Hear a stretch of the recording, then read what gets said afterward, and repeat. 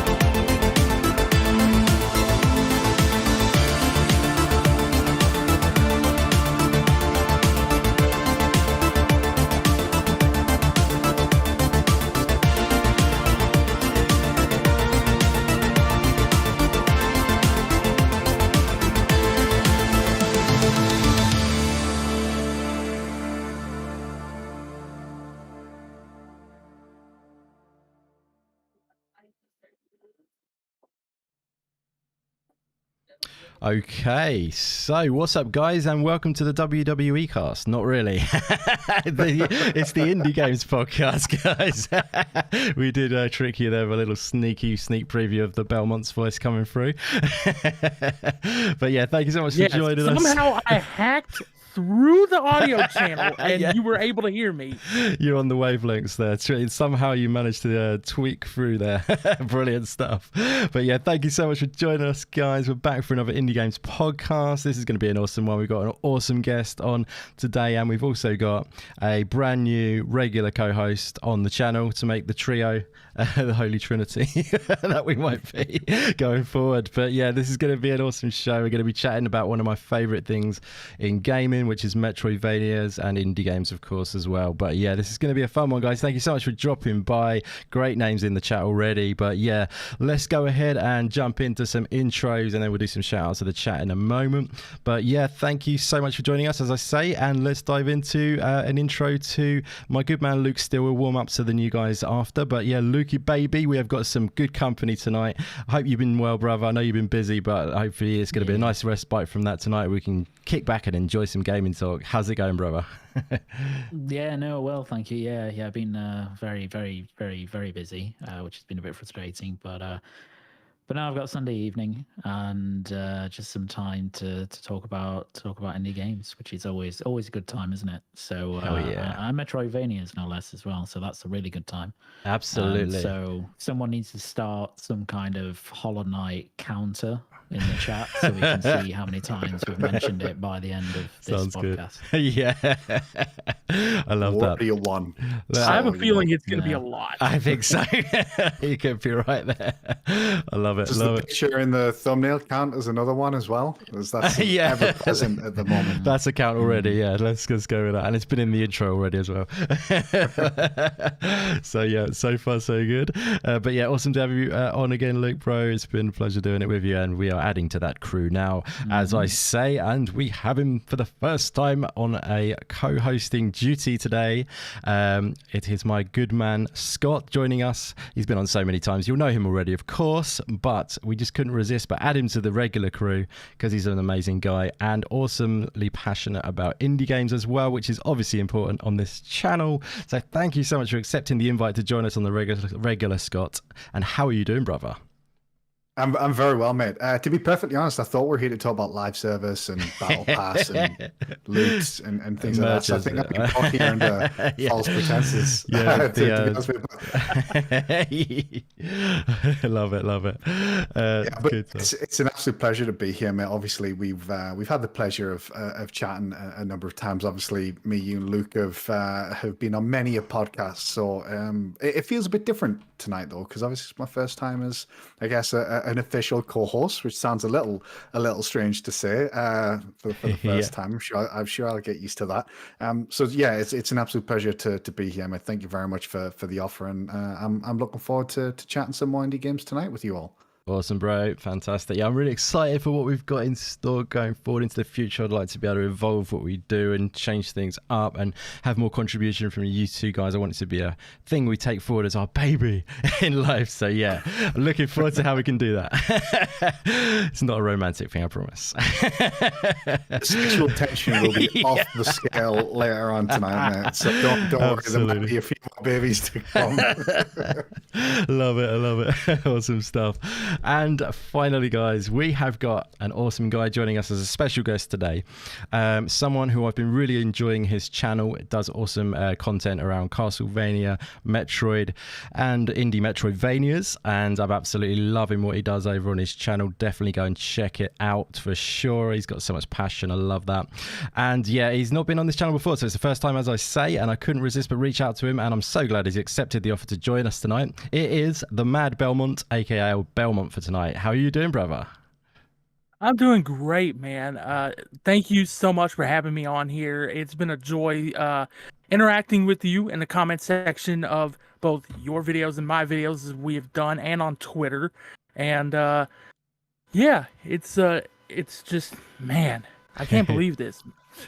I honestly, when I first started uploading videos back in like December, I had no idea that it was just gonna get to the point that it is right now so quickly, you know. Yeah, you've blown up pretty quick, haven't you? And it's probably down to mostly, well, obviously all your videos are great, but I've noticed one video has done particularly well for you. I think that's the Metroidvania one, isn't it? Yeah, the 2023 is the year of the Metroidvania. That one just, it went nuclear, as I say. Yes, indeed. I mean, it's well deserved, buddy, because it's a really good video. And like I said, every time you speak on a game on that video, you can hear the passion in your voice, and that I really think that is a big part of, you know, the reason people love the video and just keep engaged, because you can hear that you're genuinely passionate about it, and I love that so much. So yeah, great work. Yeah, thank you. I appreciate that. You know, that's mainly the reason why I started. Was I had all this passion just stored up, you know, and all my friends have just been telling me, dude, you need to start uploading more. Just upload. Let this passion out. And so I'm just like, all right, fine, I'll do it. And then I just started in December uploading regularly, because I used to be a streamer. Right. I used to just stream games on Twitch, and then my life kind of changed, so I was just like, well, I might want to give YouTube another shot. So yeah, glad you did. That's fantastic. Yeah, no, really cool. So yeah, well, it's great to have you on. Like I say, I mean, we're going to dive a little bit deeper into Scott and Belmont's sort of gaming history a little bit for today because, you know, Ben wants a new person to the channel, and Scott is a new addition to the regular person on the channel, so we'll dive into that. What I'm going to do just quickly now though, guys, is shout out some of the chat who are in there looking awesome and looking beautiful. So I want to say a massive thanks for you guys who are joining us. Definitely feel free to share this bad boy out on Twitter or wherever you reside on social media or anything like that with your friends. We'd greatly appreciate that. But yeah, shouting out some awesome legends there. Like I said, I can see Judzilla in the chat. Awesome to see you back in, brother. It's been a while since, you know, you've been lurking around these neck of the woods, so it's great to have you back in. You know, you had a little break, so it really is good to see you back, bro. We got Q Ludes, I imagine. Q Ludes, maybe, I don't know. It's learned about the pronunciation on that one, but it's great to see you in, and I just saw you over on Twitter, so thanks so much for coming through, my friend. Great to see you. And as I say, we've got some other legends in there. We've got Meisuko, the boss mod, in the house. Always a pleasure, my friend. Thank you for coming by. We've got Stubbs Gaming in the house. How are you doing, brother? Hope the PC's going well. PC Master Race newly formed. And we also have Ruby Tellus in the house. Thank you very much, or Tells. Thank you very much for coming by. I know you're a big fan of Metroidvania, so hopefully we can, you know, put on a good show for you tonight. We have Rescue Squad Culp in the house. We have Shaky Shako in the house. And who else do we have? Puxley was in there a second ago. Awesome to see you back in, brother. Thank you for coming by. And Jubei Sensei as well. But thank you so much, you legends, for coming in. It's great to see you. Hope it's going to be a great show tonight. I feel like it is. It's going to be a fun one. But yeah, like I say, I'm going to dive into some chat now with our two folks who are joining us for the, well, like I say, for the first time, and also and the regular, like I say. But let's go over to Scott first, I think, and have a little chat about Scott. I know you know him, guys. Most of you do anyway. But yeah, let's get a little feel for Scott. We welcome him in as a regular co-host on the channel, which is going to be awesome. But yeah, let's just get a little feel for Scott. You know, what your gaming sort of history is a little bit, brother, and yeah, what you're all about, really. You know, what makes you tick as a gamer, brother? You know, it's funny, Andy. This feels like some sort of like Stubbs Gaming podcast interview. This is the test. Actually, you can fail, by the way. Not really. I'm joking. I'm on my probation tonight, so I better be on my best behavior. This is where you say indies are everything to you. No, I'm joking. You say whatever. It's funny. Where do you start? I mean, yeah. I think I was fairly late to games in my youth, because unfortunately, obviously, when I was a bit younger, my parents couldn't really afford games consoles. So my sort of earliest memories of games were playing things like Bubble Bobble at my uncle's house and things like that. I can't even remember what console that would have been on, to be perfectly honest. And then the SNES again at family members' house.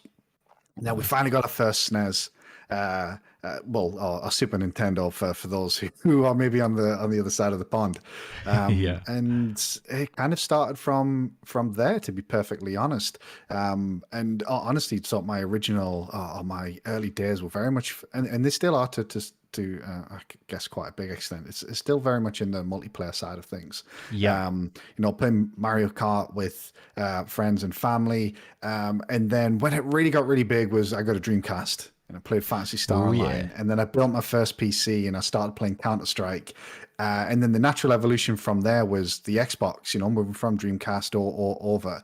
And it's funny, me and Luke will often talk about, you know, a lot of these PlayStation classics that I kind of skipped those generations. I did have a PS1, but I didn't have a PS2. I didn't have a PS3, and I kind of had an Xbox at that point. Awesome. And where the indie games come in to try and, you know, neatly tie it into that, man, is obviously the 360 generation. 360 was one of my favorite generations. It was the perfect console at the perfect time.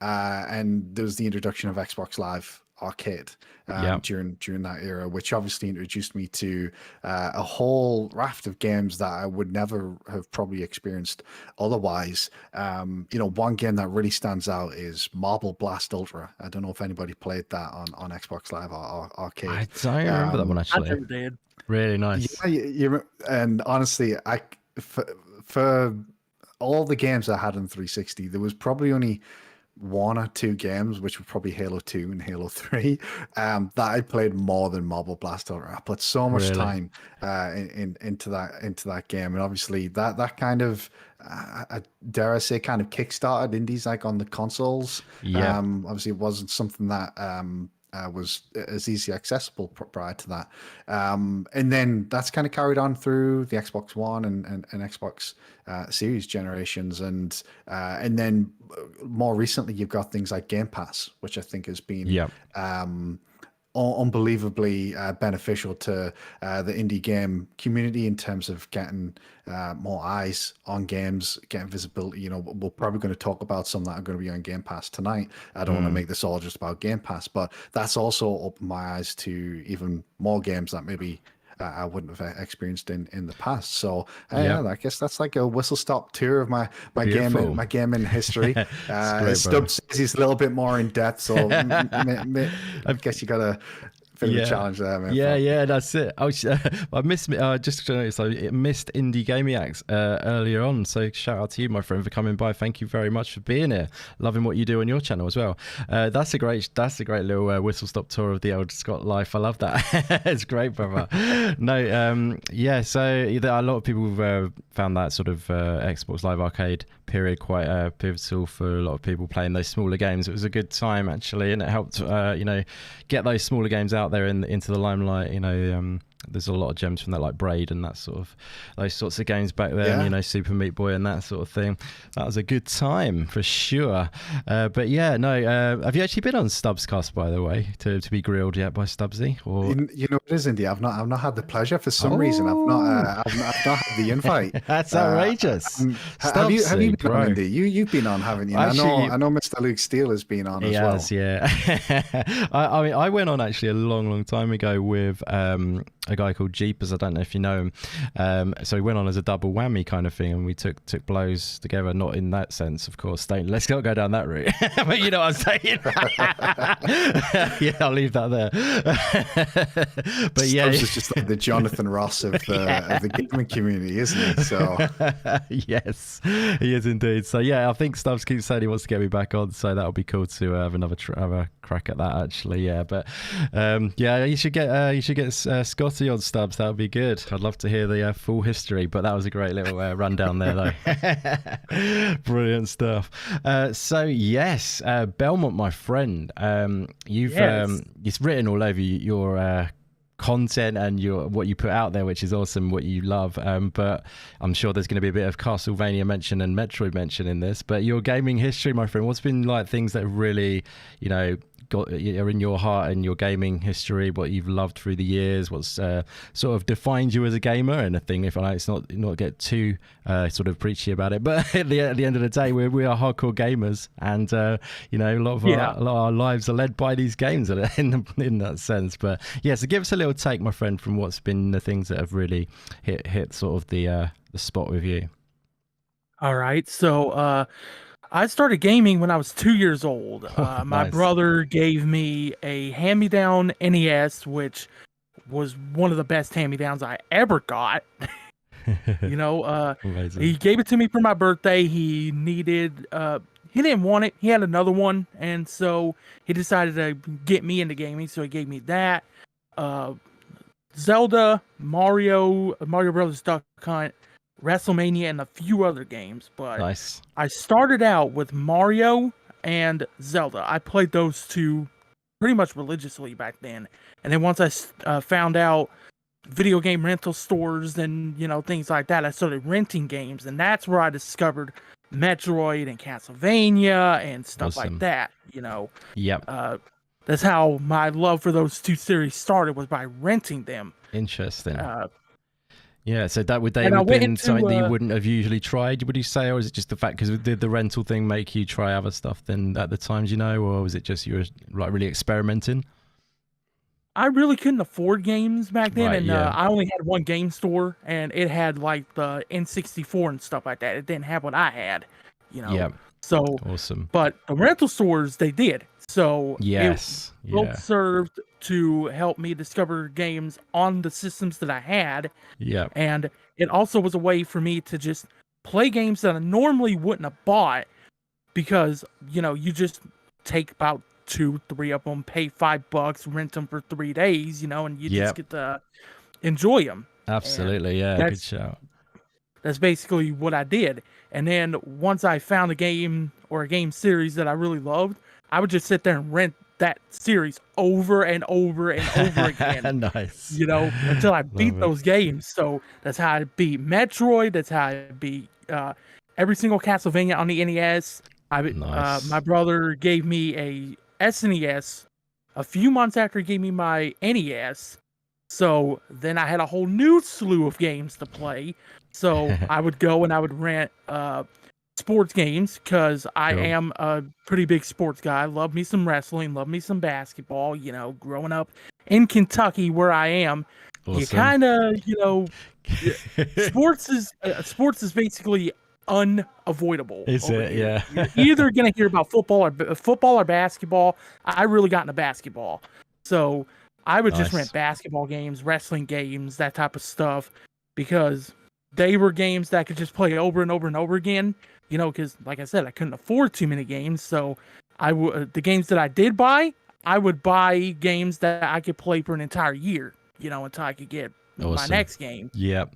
So there was that, and then when I was 3 years old, my parents went and bought me a Nintendo 64 with Super Mario 64 and Legends of the Ocarina of Time. Nice. Those two games blew my mind. Yeah. Playing these Zelda games and these Mario games that were in 2D, from Super Mario 1 all the way up to Super Mario World and Legends of Zelda 1 and 2 and Link to the Past. Seeing those two franchises in 3D just blew my 3-year-old mind, because I was born in 1995. So I grew up right in the middle of the 90s. I feel even older.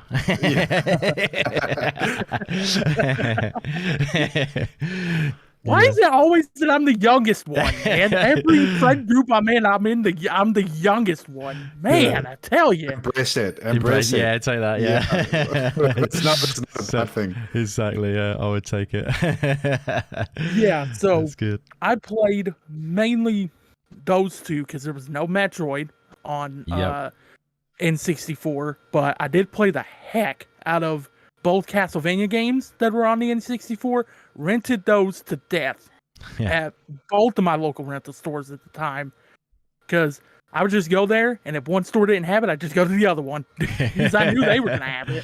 Sweet. Fantastic stuff. Yeah, so you've been proper hardcore Castlevania and Metroid fan, and that Metroid, kind of naturally led you obviously to loving Metroidvanias now, I'm guessing, of course. Yeah, so I went from N64 to PS2. That served as both my PS2 and my PS1, because it was fully backwards compatible, PS2 was. Yep. So I did both of those on there, played all the Castlevania games that were on PS2 and PS1 that way. Again, mostly through renting them, because I never could find them things in the freaking store. Yep. Every time I'd go to buy one in the store, it would just not be there. And I'd just be like, dang, okay. Yeah. So going from the PS2 era, I went to the 360. Because that's where a lot of my friends were at the time. Right, and they wanted to play Halo with them and such. Yep. And I had got into indie games that way because of Xbox Live Arcade and stuff like that. Heard about this game on YouTube back in the baby days of YouTube called Super Meat Boy. Hell yeah. And it was a very cheap game, which definitely was great to me, because I was just like, oh, I don't have to pay that much and I get a good game out of it. Yeah. Great. Love to see it. Definitely. So bought it on the Xbox Live Arcade, and man, that game was hard. Yeah, for sure. That game was balls hard, but I loved it. It was such a good game. Absolutely. Yeah, no, it's a fantastic game for sure. Yeah, definitely punishing precision platforming action on that game. But yeah, awesome game. Yeah. Did you check out the new one out of interest? Did you check out the new Meat Boy game? that came out Super recently. Meat Boy Forever, Yeah, I think is what you're. I that's have it. not checked that one out yet, but I want to. Yeah, I checked out. It's like they changed it into like a auto runner, which is a bit controversial. But it actually plays really well once you get used to that fact. It might divide the crowd, that fact though, as well. But yeah, no, it's still definitely I like worth auto checking. runners. Yeah. I like auto runners. They're good, little 5 to 10 minutes of fun. Yeah, exactly. Yeah, it's still really good, and the art's good, and the music's brilliant, and everything. So it's worth checking out for sure. But yeah, so that's pretty damn cool. Anything else you wanted to add to that, buddy? Yeah. So what got me into indie Metroidvanias is when I got my PS4. I went from 360 to PS3 at the tail end of that generation.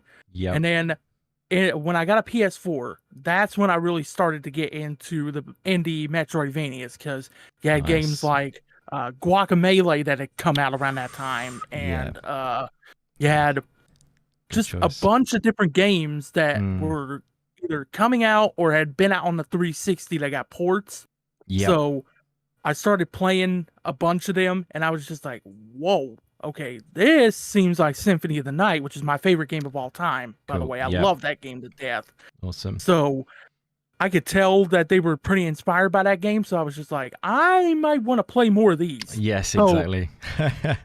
And now you're pretty much in your element, I'm sure, because of all of your favorite games being those originally, and now we're in sort of like you said, like you actually said in your video, we're in the kind of best time basically to be a Metroidvania fan, really, isn't it? It's like so many on the way, it's ridiculous. So it's I remember cool. back in those days, you would get one and then you'd wait months for another one, right? And now it seems like we're getting one pretty much every month now, it seems. So yeah, if you're just getting into the genre now, you're getting spoiled. Yes. Spoiled you are. Really, really true. You could probably play Metroidvanias all the time. You wouldn't need another genre if you wanted to, because that many of them coming now, isn't there? It's crazy. Yeah. But yeah, it's fantastic stuff. Great history there, buddy. That is impressive. I love that. So yeah, again, thank you for letting us know about that. That is fascinating to hear. Both you and Scott, that was awesome. And yeah, wonderful stuff. Thank you very much for joining us for this show. I'm very excited to dive into all of our Metroidvania talk today. We'll be diving into some of our favorite Metroidvania games we've played of all time, and talking about some upcoming Metroidvanias and what it is about the Metroidvania genre which we really love about it, essentially getting down into the old meat and bones or whatever, like of the actual the juice of what the Metroidvania genre is all about and why that is such a cool thing. Yes, I can't wait to explore that with you guys. But yes, Lukey Baby, we've left you out a little bit, so we won't do your history because we've done that before. But I mean, what have you been up to? You've been playing much, buddy? Just we can have a little chat about maybe what you've been playing lately, or yeah.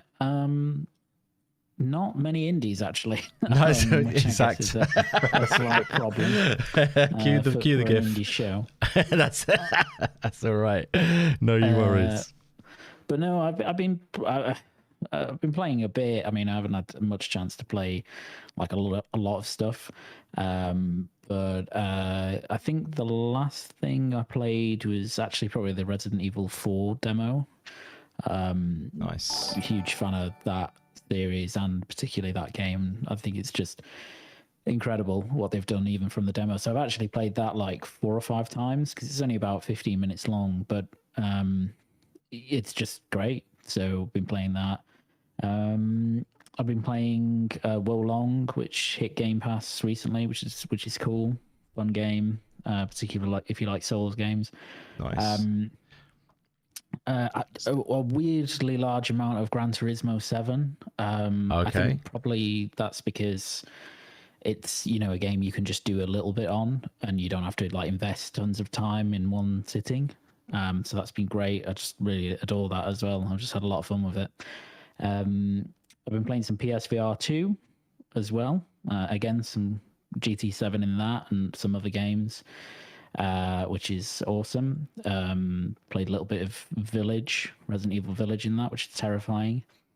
And yeah, so just like bits and pieces here and there, really. But nothing nothing indie led, unfortunately. Outrage! I'm just outraged. Outrageous. It's terrible. Yeah, I've so still good. got stuff on my backlog indie wide. So I've got Season, for example, that I really want to get to, but I just haven't got around to it yet. So there will be stuff that I'll play, but I just haven't done so yet. Yes, no worries.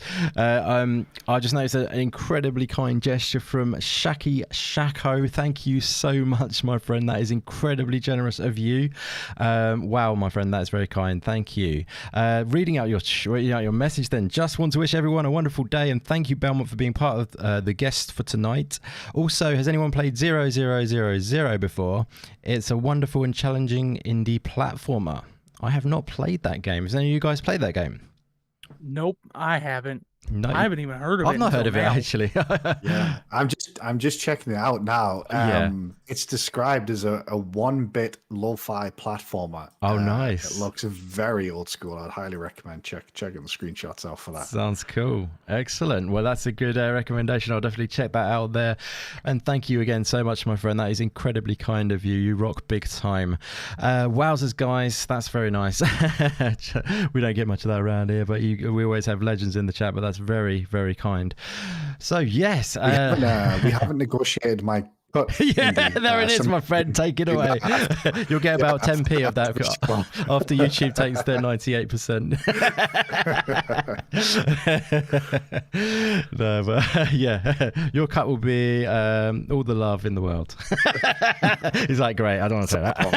I quit. Yeah.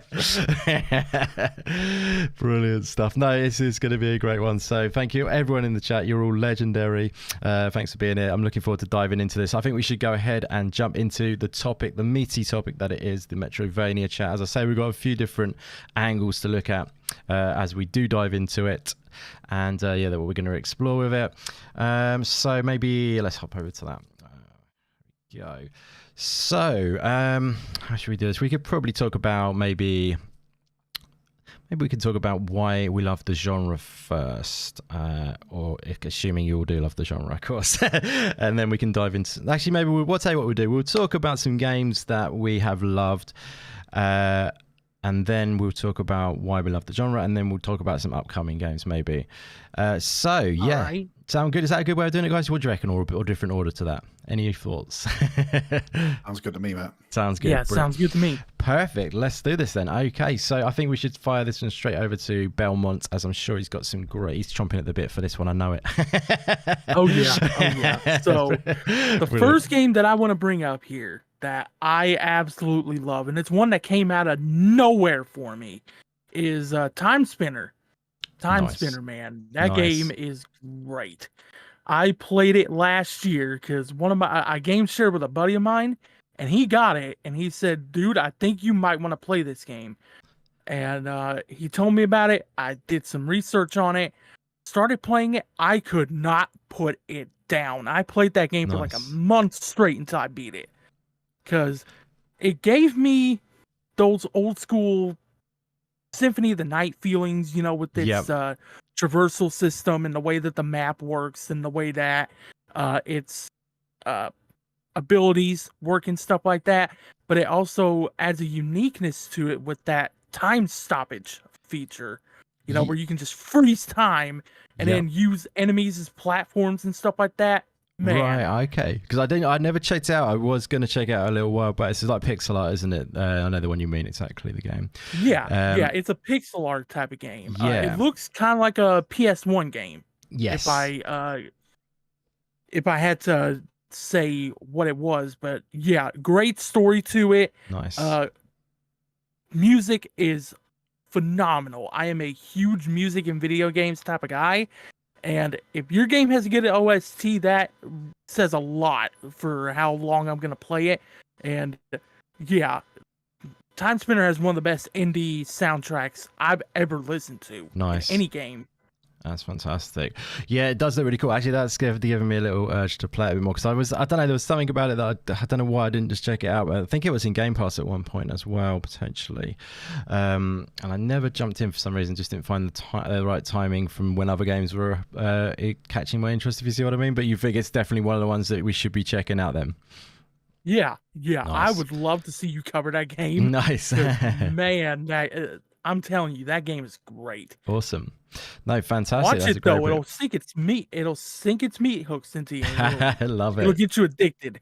Awesome stuff. So the time mechanic in the game, how does that work? Sorry, exactly, just so we can get. So, how it works is you press a button and then time just stops. Right. There's this little hourglass icon up near your health and stuff like that. Yep. And when you stop time, it stops for a limited time, and you can use enemies as platforms.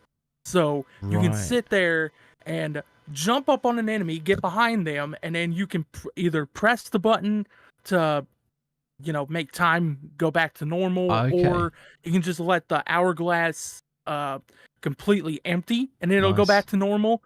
And you refill it by killing enemies. It gives you, sand for Yep.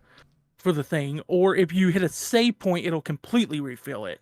Right. Okay, that sounds interesting. Actually, I always love, these kind of things are things that really hook you in, aren't they? The unique parts of the game that get you really interested. I think that sounds very interesting indeed. And would you say it's a full fat kind of proper Metroidvania, lots of exploration, or is it? Oh yes, yeah. Like I said, it gave me huge Symphony of the Night vibes. Yes, it was. I basically played that game for like 30 hours, and it felt like I'd played it for 10. That's how great that game is. Amazing. It can make me feel like I'm spending less time on a long game. Yep. Yeah, that's how you know it's good. That's a win, isn't it? Absolutely. No, great pick, my friend. Sounds great. What I'll do is I think maybe we'll move this around a few times and keep it moving. So that's a wonderful first pick, though. Scott, brother, are you set with a cheeky little pick for one of your Metroidvania games that you've enjoyed greatly over the years? Obviously, a big genre which has brought so many awesome games our way. Have you got any that you would like to highlight right now, brother? Yeah, there's only one I can really highlight first, Indy. You probably know which one it's going to be, but it's going to be either of the Ori games, obviously by Moon Studios. Not just a great Metroidvania, but one of my favorite games of all time, to be perfectly honest. Both of those games I think were truly excellent games. I agree. 100%. I agree. I'm playing through Ori and the Blind Forest right now. Nice. My God, that game I'm is so great. jealous. Are you playing for the first time, Belmont? Yes. Oh wow. Yes. Oh, First man. time play right there. Yeah. So good. I'm jealous that you're experiencing that for the first time now, and then being able to. I'm playing the definitive edition of it. Oh sweet. Yeah. Nice. Yeah, it's honestly both of those games are, like I say, genuinely two of my favorite games of all time. And I'm with you there. I'm not just saying that they are everything. There's very little I can fault with those games. Both of them just unbelievable visuals. Belmont, you mentioned about a soundtrack being important, and Ori has an amazing soundtrack. And then I can agree with that. Yeah, and then just how it plays. One of my favorite things about this game, and obviously other games of the genre, is just sort of the tight controls and how just good it feels to actually play. I'm just seeing the video on here, and I should probably go back and play these games again, to be perfectly honest, because they're just so damn good. And there's one of the games that we'll touch on later, which kind of reminds me a little bit of Ori as well. So yeah, this is not just one of my picks of like good Metroidvanias. It's one of my picks of one of the best games of the last generation, to be perfectly honest. Awesome. That is fantastic. Love that. I'm so with you there. Yeah, it's definitely, one of my favorite Metroidvanias as well, both of the Ori games. I definitely did prefer Will of the Wisps with the combat, which they took a little flavor from Hollow Knight back off of it, I think. And obviously, Hollow Knight took a little flavor off of the original Ori in the first place. So they all borrow a little bit of spice there, a bit of seasoning there. So, but that was always good to see, because the first game, although when I played the original, like the Blind Forest, I didn't really miss combat that much, but it was clear that it, on reflection, it wasn't that deep, the combat at all, was it, if you see what I mean? But with Will of the Wisps, that combat really got taken up quite a few notches, and it was so varied, you could play it however you wanted, really, couldn't you? which was really cool. That's right. They did definitely step up. Obviously, I'd still hold the first game, quite close to my heart because of just what it was at the time as well. But yeah, absolutely, the second game really just cranked it up to 11 from a combat perspective, particularly. So if you haven't played those games, anybody listening, please 100%. Please do. You'll thank us later. And like I say, Belmont, I'm glad to hear you're enjoying it. Yeah. Hopefully you get to move on to the second one shortly afterwards as well. And I'm sure you'll love that one. Love that one even more. Like I say, very, very jealous. Yeah. Yeah. If you haven't played the second one yet, have you, Belmont? You're just playing the first one for the first time and then you're going to move on. Is that right? Yeah. Cool. So with the first Ori game, I'm looking to get as close to 100% as I possibly can on it. Nice, yeah. And then, since I have Game Pass at the moment, if I beat it before that expires, I'm going to do Will o' the Wisps. Nice. Do it. You've got to do Will o' the Wisps as well, for sure. It's amazing. Or if not, if I don't get to it before my Game Pass expires, I am saving up for Nintendo Switch. I'll just get it on there. Yeah, it's on there as well, absolutely. Yeah, no, definitely. I think it's time, when you look back at stuff like this now, I feel like got the urge to play it again, you know what I mean? I think that happened with you then a second ago, Scott, as well. Yeah, definitely. Just watching that trailer again, and it's not just that, it's just this, like, we can talk about how it looks, how it plays. I actually thought from like a storytelling perspective, it was wonderfully told as well. So definitely. It would be great to experience that again. And maybe we'll touch on it a bit later, but it would be nice to see something else in that franchise. It's at some point in the future. Obviously, I don't want to say anything to spoil anything for either of the games. So it would be nice to go back there. Oh yeah, that would be so sweet. Yeah, I mean, I think everyone would be so up for that in the games community. It's one of the games, one of the most highly celebrated games that they had out of Xbox Game Studios, isn't it? Like, it's one of the highest scoring ones, I think. That means everything, but to me, it's just one of the best games ever made. Simply, it's up there with the old Hollow Knight, in my opinion. It's up there in that echelon. That says a lot. But I've said it now. Yeah, there's a tick for it. who's doing the camera? But yeah, no, great stuff, Scott. I love hearing your passion about Ori, because I'm so with you. Just for Belmont, Q-Ludes in the chat has just mentioned that Will o' the Wisps is 80% off on Steam at the moment. So for us in the UK, it's $4.99 GBP. Oh, that's good. There's no better £5 spent. No, 100%. Oh man, if I didn't have such a crap PC, I would have done that. I would have done that already. Yeah. What have you got? Is it really, really bad, or is it because he probably run on quite a few things, but it runs on a Switch. Yeah, true. But I'll just say this: it still runs on Windows 7. So okay, fair enough. We'll leave it there. So good, brother. Brilliant stuff. So that was great, Scott. I love that. And Luke, bro, I know you're a big fan of Metroidvania. We all are here, I think. And it's been some many games over the years. So many more to come, which are upcoming. But yeah, what's been some of your, or one of yours, for the starters, favorite games you've played out of the Metroidvania genre, brother? Yeah, I mean, there's been quite a few over the years. Ori was a really good shout, particularly the second game, actually, which was really, really good. Yeah. But I'll go with Bloodstained, because this was a game that was, super hyped for a long time for a couple of reasons. I mean, mainly because it's effectively a spiritual successor to Symphony of the Night, or other related Castlevania games. But it had a lot of kind of really big promise behind it. It's produced by Koji Igarashi, who worked on Symphony of the Night, and he worked on other Castlevania games as well. And he was kind of the face of this as it was being kickstarted. And then it came out, and surprisingly, or maybe not surprisingly, it was incredible. It was really, really, really good. I love Bloodstained so much. Yeah, it was great. It didn't do like anything particularly new in the genre, but it didn't need to, because what it needed to be was kind of to fill the gap of a lack of Castlevania games, or at least a lack of 2D Castlevania games. Given that Konami just, not willing to make them beyond the 3D kind of action brawler, slight Metroidvanias that they were making. Yep. So yeah, it was just a really, really great game. Full of really fantastic art. Combat's very satisfying. It has, pretty much every typical Metroidvania element that you would expect there to be in the game. It's nice and chunky. It's quite long, and they're making a sequel. So I think that was confirmed a couple of years ago. They've been a bit quiet. It was. Yeah. So it will come at some point. It's obviously the first game was in development for quite a long time.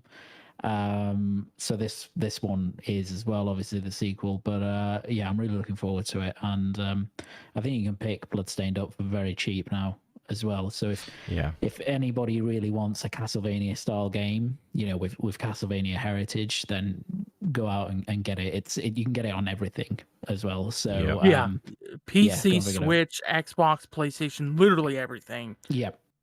So it's great. It's great. Go and get it. Very cool. This show is going to be unbelieved bad for my wallet. Good stuff. That's the good thing. In a sense.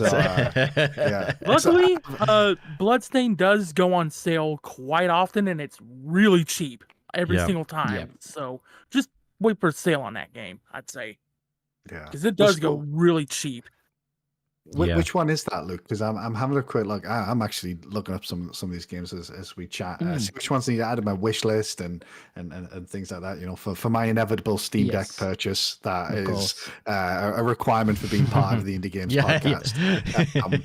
So there's Bloodstained, Ritual of the Night, and Bloodstained Curse of the Moon. Ritual of the Night is the one that I'm talking about. Yeah. Cool. The Curse of the Moon one was sort of a 2D. Lo-fi version almost. Here's the difference between the two. Ritual of the Night is like a spiritual successor to Symphony of the Night. Curse of the Moon feels like classic Castlevania, so the 2D action platforming, that type of thing. It really feels like Castlevania 3 is the best way that I can describe it. Cool. Yeah, I think that's pretty You got accurate. multiple characters, multiple paths, that you can take into levels and stuff like that. Really cool games there. Nice, very cool. Loving the Castlevania love in the house. Scott is getting his wallet rinsed as we speak. Get that wallet ready, mate. Get it ready. Yes, I've got some credit on Steam actually, to be fair, so that's pretty cool. Been waiting to use that.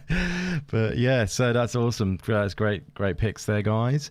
So I tell you what, I might as well pick one myself actually, because I always forget to do myself, strangely, because I'm just some sort of Jonathan Ross host who forgets to actually participate in the actual show. So I might as well do that. So what I'm going to pick first is, can you guess, guys? Can you guess? Am I going to do it? Am I? Okay. I'm going to put in a wild card guess here. Hollow Knight. Okay. That's your guess. Okay. What I'm going to do is surprise you. I'm going to go with Ender Lilies. A little curveball there. Ender Lilies. This one I've been hearing about this game too much over the past couple months. I need to get to this. You should, my friend. If you like Hollow Knight and Castlevania, I know you, obviously this is right up your street because it's proper Metroidvania stuff. This one, amazing music. Sometimes I even think the music's better than Hollow Knight, but that's hard to do, to be honest. I think Hollow Knight does still hold the, Hollow Knight and Ori are probably my favourite soundtracks, as well as The Messenger, which I may get to in a little bit. It's a little spoiler alert there for another one of my picks, but the music in Ender Lilies is also incredible. It's very emotional, piano sort of driven stuff, and it's just wonderful music. But yeah, Ender Lilies is amazing. Obviously takes some inspiration, but a lot of these games do, and it does it so well. I actually really enjoy the combat in this game because it's a bit different. You're not sort of taking part in the hand-to-hand combat with the actual character. You sort of control. It's not actually you're controlling her to sort of like attack with a sword or whatever. You control sort of another entity, and you can sort of, once you've beaten these individual bosses as you go through the game, you take on those abilities and they sort of come with you in the game, if that makes sense, as a sort of like spirit where you can harness their abilities to attack the enemies along the way. So I really like the way they do that. So what you kind of like almost a very vulnerable little girl sort of thing. And like I say, when you beat each boss through the game, you get more abilities added to your skill set that you can select and use, and it just works really well because what you'll find is you'll attack with something and they'll sort of appear and do this sort of special attack and things like that.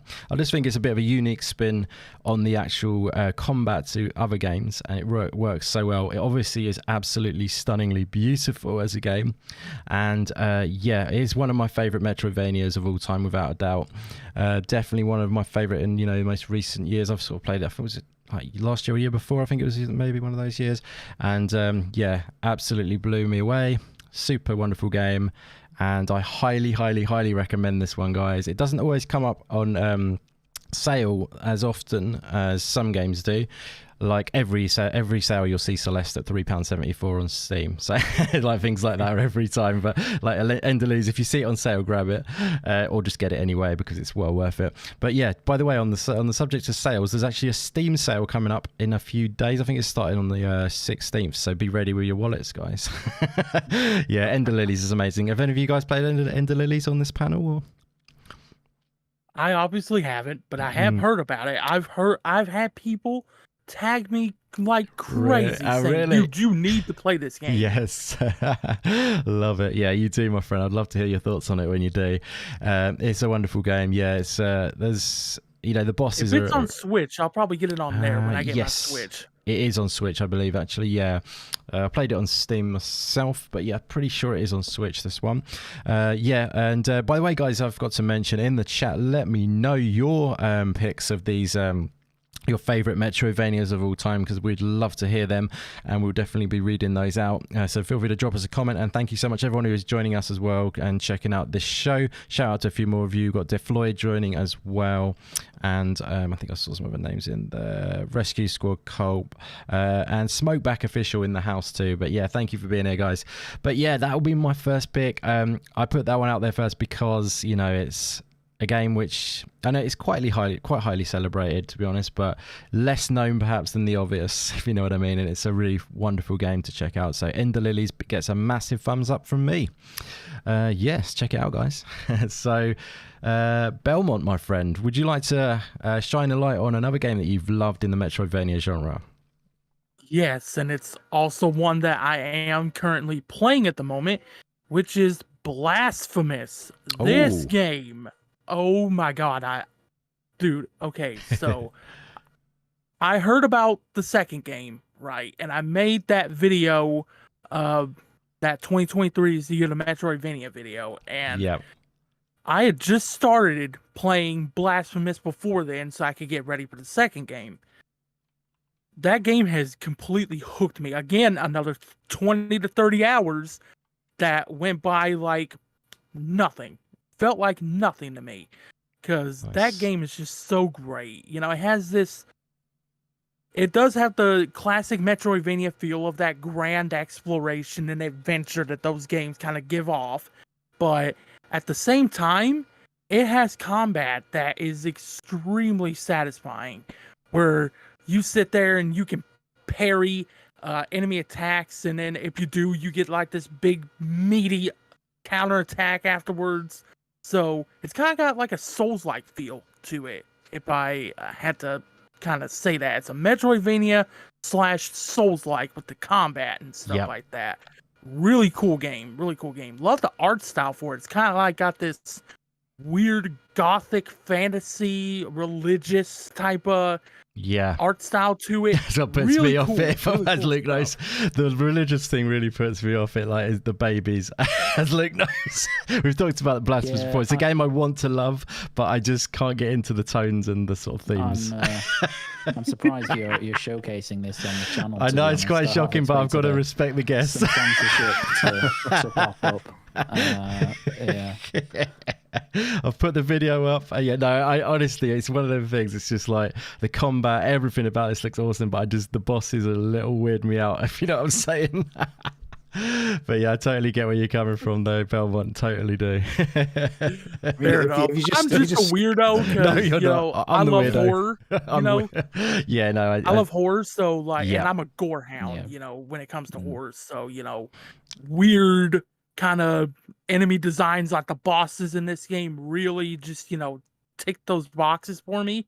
So I'm just like, yes, this is what I need right here. Totally. To be honest, if I played it, I probably would forget about the themes quite quickly and just enjoy it. But when I just look at it, I just put off, like I say, the vulgarity kind of factor. I don't know if you know what I mean, but and I like horror as well. It's just, I don't know, there's a certain tone of horror in this one. Belmont. Indy doesn't play Doom because it's too scary. That's not true. Like, I'm not you. That Scott, I got in another person so you can stick up for me. Maybe if they release like a PG version of this, censored. Indy would completely censored. Although you'd probably have to censor most of the imagery and no, if you're talking about Doom 3, I could see it being scary because that's the tone that they went for in that survival game, horror. No, but that's the thing. I do love horror, love survival horror. I love Dead Space, all those sorts of games. But like, it's just like I say, it's just weird when it's like a baby floating around and Dead Space literally has baby necromorphs that have but they're aliens. Tentacles that shoot little knives at you, basically. Is the fact that they look like human babies in this, and obviously you can differentiate the ones in Dead Space as actual alien. That's exactly it. Yeah. I don't know, but maybe I'll if enough people say, maybe I'll play it on a stream one day just for you guys. That's an idea for everyone in the chat. We need the peer pressure this man. Yes. I love it. Good stuff. No, it's a great pick. That I'm sure Luke will be happy with that pick as well. Yeah. You like this one, don't you? The second game's coming out this year. That's right. I was reading, I don't think they've shown it yet, though, Belmont. Unless I'm wrong on that, I don't think they've actually shown the game. There's no trailers or anything for it yet. But they just announced that it was supposed to release this year on Twitter. I have it bookmarked here. Nice. Yeah, that's cool. So, did you say it's actually coming this year? Did you? Oh. Yes. They said that on Twitter. They said that on Twitter. I will go to my bookmarks here because I had it in here because I was gonna make a video on it. Nice. But yeah, it's there we go. Going for this year, and maybe they're gonna sort of just get it all ready, like I guess, and then be able to release quite quickly. It's quite strange they haven't put a trailer out at all, though, I suppose. Just sent it to you in a DM on Twitter. There, cool. Andy. Thank you very much. Lovely stuff. You guys are definitely working on me, aren't you, for Blasphemous? Love it. So yes, that's a great pick, though. I do believe that is the truth. No, it is. I do understand Blasphemous being awesome. It's it is a game like I would love to love, if you know what I mean. And maybe I will one day. But yeah, great pick though. I know it's a popular one, so yeah, good stuff. And yes, so Scott, brother, who have you got for us lined up, or what have you got for us lined up more specifically? Have you got any other games you'd like to shout out from the Metroidvanias that you've enjoyed, brother? Yeah, so this next one, very similar in tone and feel to Blasphemous. We were talking about it on Twitter, and that is Yoku's Island Express. Very similar in tone. Very similar in tone and theme. That's brilliant. And this is one, and when we were talking about this topic, it's one of those ones where, to be honest, I didn't really consider it a Metroidvania, to be honest. And I was just looking through some games and it showed up. I was like, it is actually, isn't it? And, This is for those who haven't played it. It's Metroidvania crossed with pinball. Effectively. Yeah. Oh, sorry. Go for it, Belmont. Would love to hear your thoughts. Okay, so I have this on Xbox via Xbox Live Gold. It was a free game like years ago. Yeah. Still haven't gotten around to it just yet, but I did do I did cover it in a video, top 10 Metroidvanias for newcomers. I think that it would be Nice. great as like a introduction to the whole Yeah. genre, just because of the feel that the art style gives off and the fact that, it is Metroid, it is 2D platforming mixed with pinball of all things. Yeah, exactly. Yeah, it's very unique concept. I love that. Yeah. So Scotty Baby, what else did you have to say? Sorry. Yeah, it's I guess as Belmont says, it is kind of like a nice introduction to the genre. It's not particularly difficult, and just the way it blends, Metroidvania and the 2D platforming with pinball is just really fun and unique. I think I can't recall too many games where those two have been mixed together. It looks great, it plays great, it sounds great, and it's a lot of fun. I think it's a lot of or it's one of those games I don't think will come up in this conversation too often. When people are talking about Metroidvanias, the Oris and the Hollow Knights and games like that are going to come up, and this isn't one that I would expect to come up in the conversation. So I thought it was a cool little game to highlight.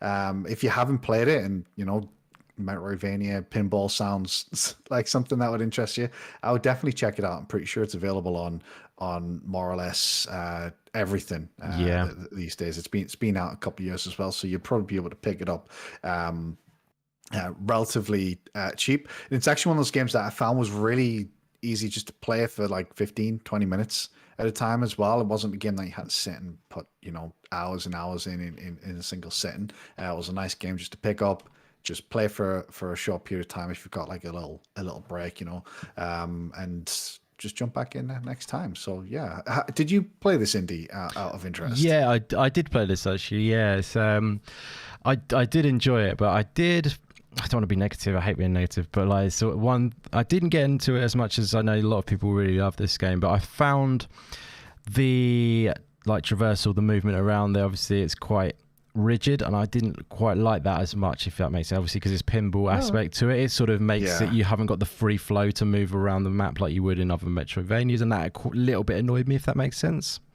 Yeah, that's fair. But yeah, that's just a personal thing. I did really enjoy what the game was doing. The fact that it was doing something very unique, and pinball is a cool thing. I do like it when there's a bit. I like pinball games in general, so it's quite strange I didn't really like it as much. But I think the two didn't blend quite as smoothly as I'd hoped, maybe. But yeah, it's a cool game, definitely, and I know lots of people really loved it. It's a great pick, brother.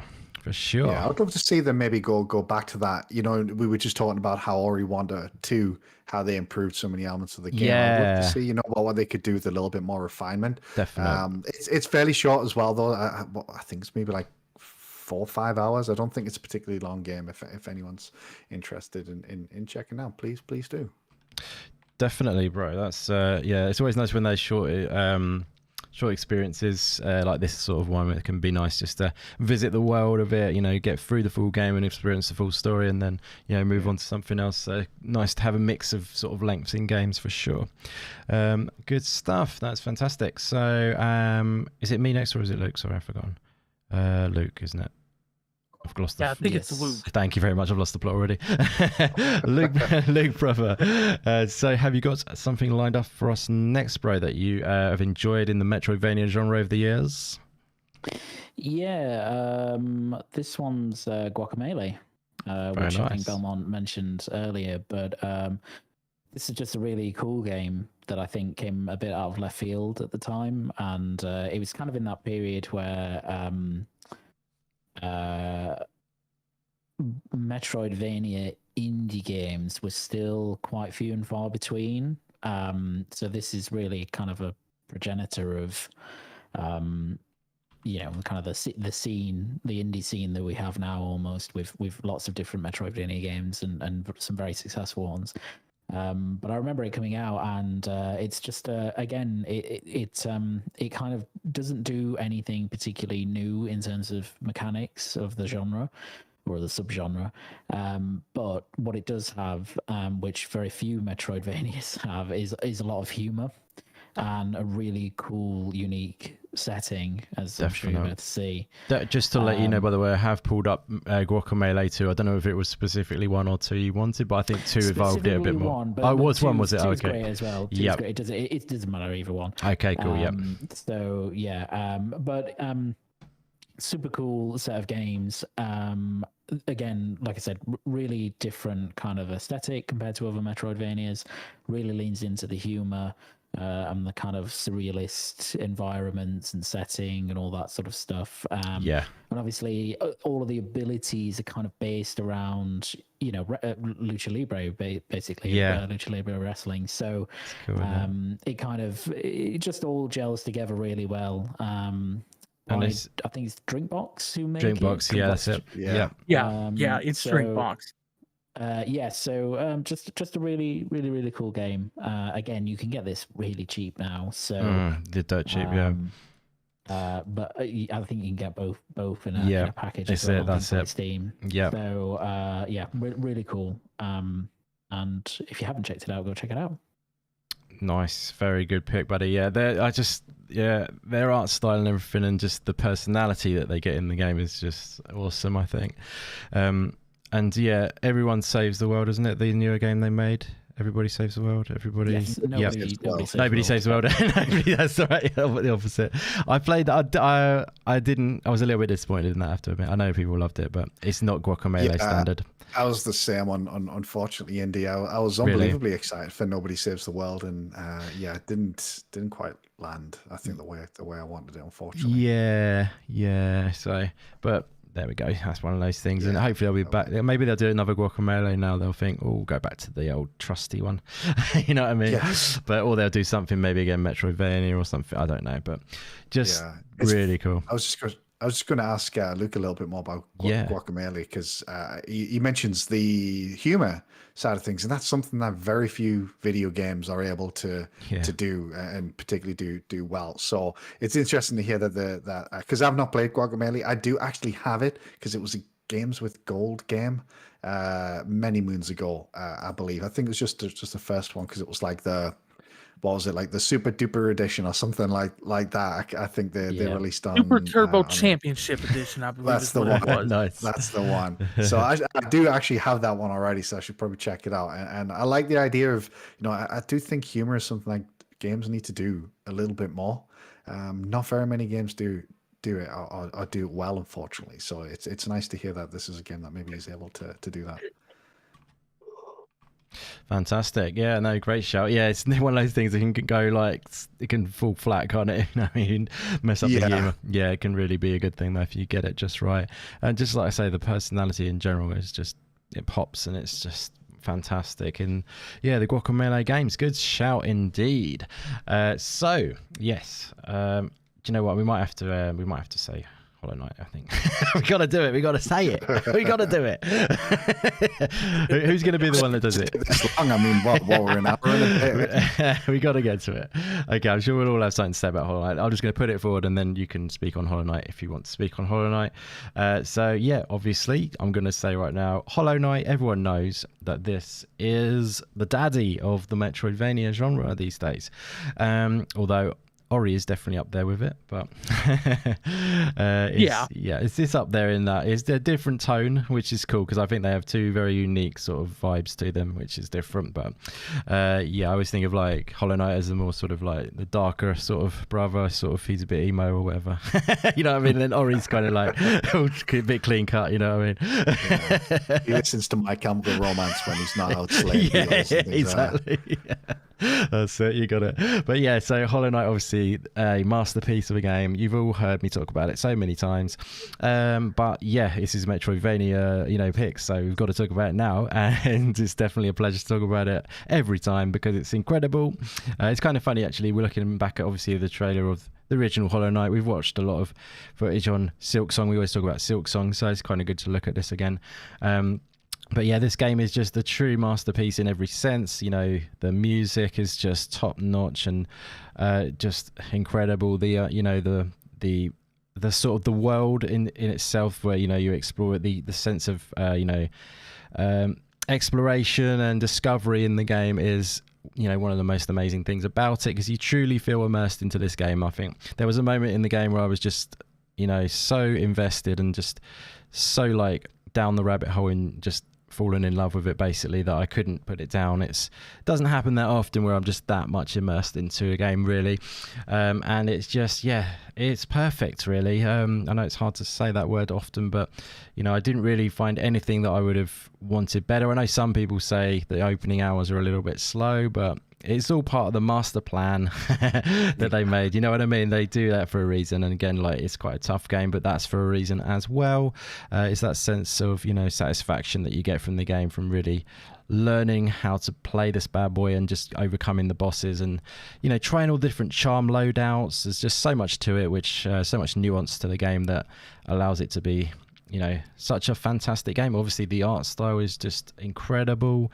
You can go through every single part of the game and just dissect how amazing it is, really. But I'd love to hear what you guys think about it as well, but for me it's as close to perfection as it gets, really. Any of you guys got any thoughts about Hollow Knight?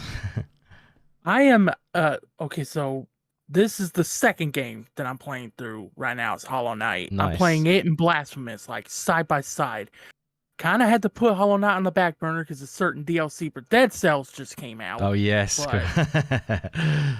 But yeah, so when I get done with that, I'm going to go back to Hollow Knight. But yeah, this game is just, it is everything that everyone keeps saying that it is. It's just great.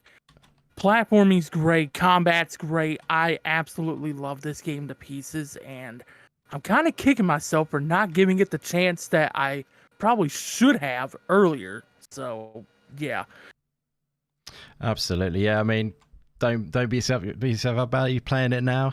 You know what I mean? It's, you get to enjoy it, like Scott was saying with Ori, you get to enjoy it now, and it's a nice position to be in, to be able to explore it, and then you'll be on the run up for Silksong perfectly.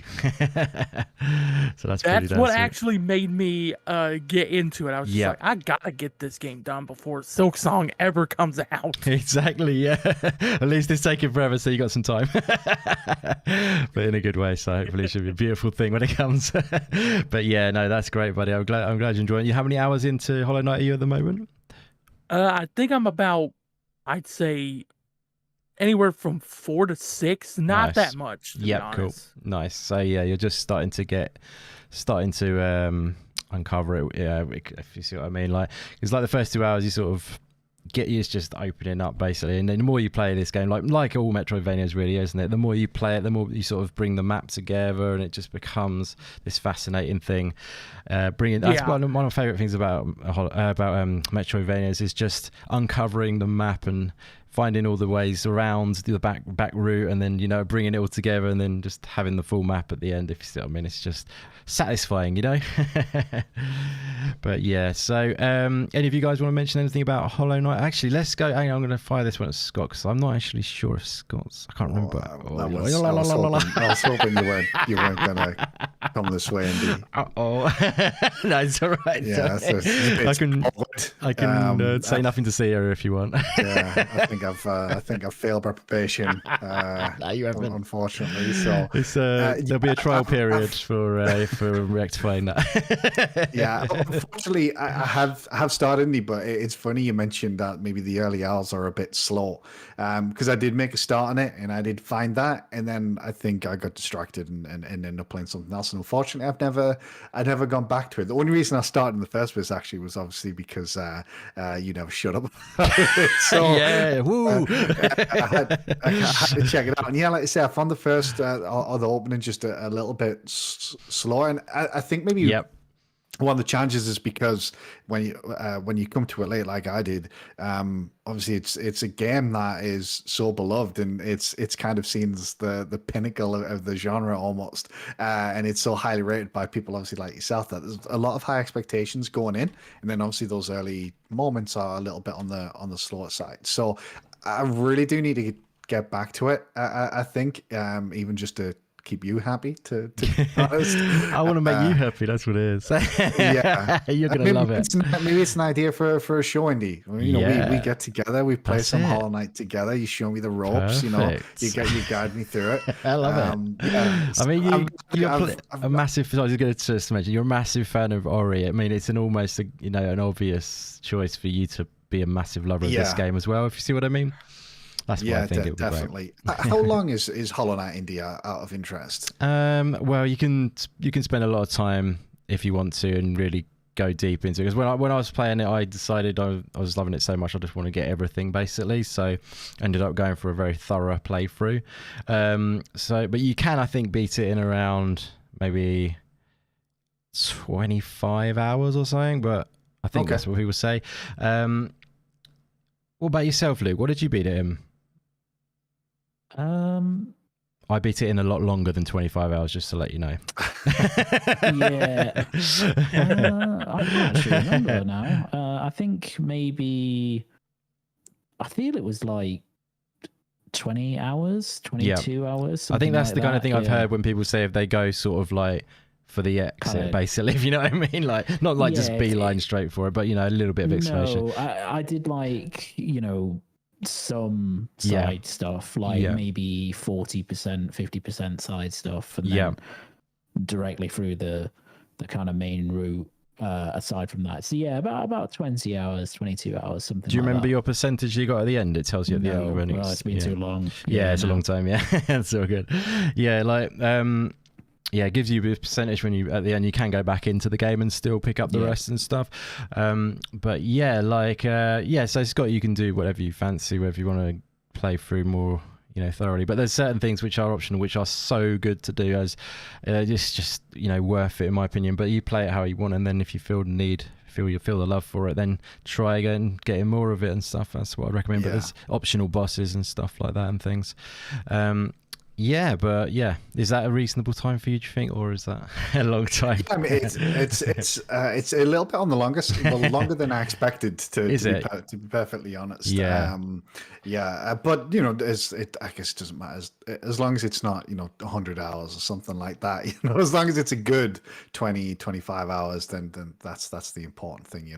Out of interest, you mentioned the side stuff. Is the side stuff kind of integral to the progression, or in terms of how it allows you to complete the main line quest, if that makes sense? Go ahead, Luke. Not really. I wouldn't say so. Would you? Like, I don't think it. I mean, for the lore and stuff, if you want the full, for the lore, it's quite a lot of like. Okay, so that definitely makes me behoove to do that, because I'm a lore hound. I love lore in games. Yes. That's a good shout then. I mean, there's some really cool things. I don't think the Colosseum is essential. No, you didn't do Colosseum. No, did you go to the Colosseum? That's the Colosseum there on the screen right now. I did some of it, but I didn't do like all of it. The Colosseum was one of my favorite things in the game, where it's basically you have to beat like an entourage of different enemies all up one after the other, and it changes the scenario and you have to sort of adapt to it, and it's intense, tricky. There's 3 different ones. I think the Colosseum of Fools, Colosseum of, I can't remember the other names. There's 2 other ones. I'm sure there'll be someone, if there's a Hollow Knight fan in the chat, they probably know. Colosseum. Well, you mean you don't know? Trial of the Fools, Trial of the... I can't remember the other names. No, I've forgotten, It's been a while. Well, I've beaten them all, you see. I've put it to bed. It's Trial of the Fool. It's Trial of the... I can't remember them. There's 2 others. But those ones, I beat all 3 of those, and they were pretty tough, the last one. And I thought that was one of my favourite parts of the game, because it's just putting yourself to the test in a way, and some people don't love that so much, but I do enjoy that, and I think you enjoy that as well, Luke. You like a bit of a challenge, don't you? But that kind of stuff's fun for me, and it's, I don't know, I would encourage exploring as much as possible in the game for sure, and try and uncover the map as a whole. Obviously the game as well, being a Metroidvania, is great in the sense it's not linear at all, of course, and you can say you encounter a boss a bit early, which you've come across is a bit tricky. Obviously you can take another route and level up a little bit more, get an extra health point or something like that, and come back to them later. So it is quite accessible in that regard. The game is full of exploration, full of cool little discoveries to make.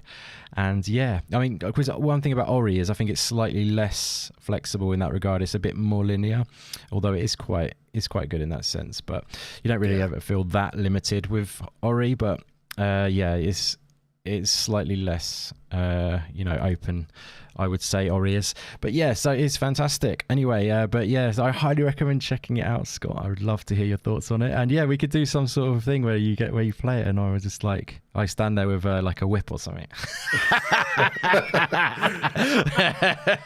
I prefer gentle encouragement, indeed. Oh, okay, sorry, I thought that you liked it that way. That to me sounds like 100,000 view video right there. Yes, exactly. Yeah. Oh, no, that's if it. the video that blows up is me getting whipped, I'm not in for that. Yeah. And yeah, shame VJ's not in the chat at the moment, because me and VJ had loads of chats about Hollow Knight. He's a great big fan of it, like I am. But yeah, I think Stubbs, I think he did 108%, because there's the total you can do is 112% of completion with the DLC added as well. I think with me and VJ got we're 108%, and there's like 4% left, and the 4% left are the Pantheon, which is just tough. So that's the one small challenge left basically that I would have to do to get the 112%. But yeah, I may try that one day, but it would take like rocky training to get back into the game and get back up to snuff, if you know what I mean, to be able to beat it. But yeah, so yeah, if VJ's beating 112%, then he would have told me, I reckon. But definitely tell VJ to tell me if he has beaten 112%, because I will kiss his feet and do whatever he wants, because that'll be impressive. That took Raylia a lot of time to do that, Stubbsy, so if he's done that, I'm amazed. But yes, so guys, anything else you want to mention about Hollow Knight at all? Do you want to talk about Silksong at this point, Indy? We could leave that for upcoming section, maybe. Cool. Yeah, we'll leave it for that point. Yeah, let's do that. Yeah, because otherwise it's we'll save some Silksong chat for later, guys. It'll be fun. But yeah, so anyone else? Let's move forward. So where we go back to Belmont and see what you've got for us next, my friend, about any upcoming, any games that you played from Metroidvania before we move on to the kind of other parts of this topic. But yeah, you can feel like you can bundle a few in if you want to that you've enjoyed over the years. Maybe we'll do one more round of what we've enjoyed from the Metroidvania genre, and then we'll move on to the other parts of it. Okay, cool. So one that I played all the way through on Game Pass when I first subbed to Game Pass was Record of Lodoss War Deedlit and Wonder Labyrinth. That game is really fun. It is a game based on an old school anime. Nice.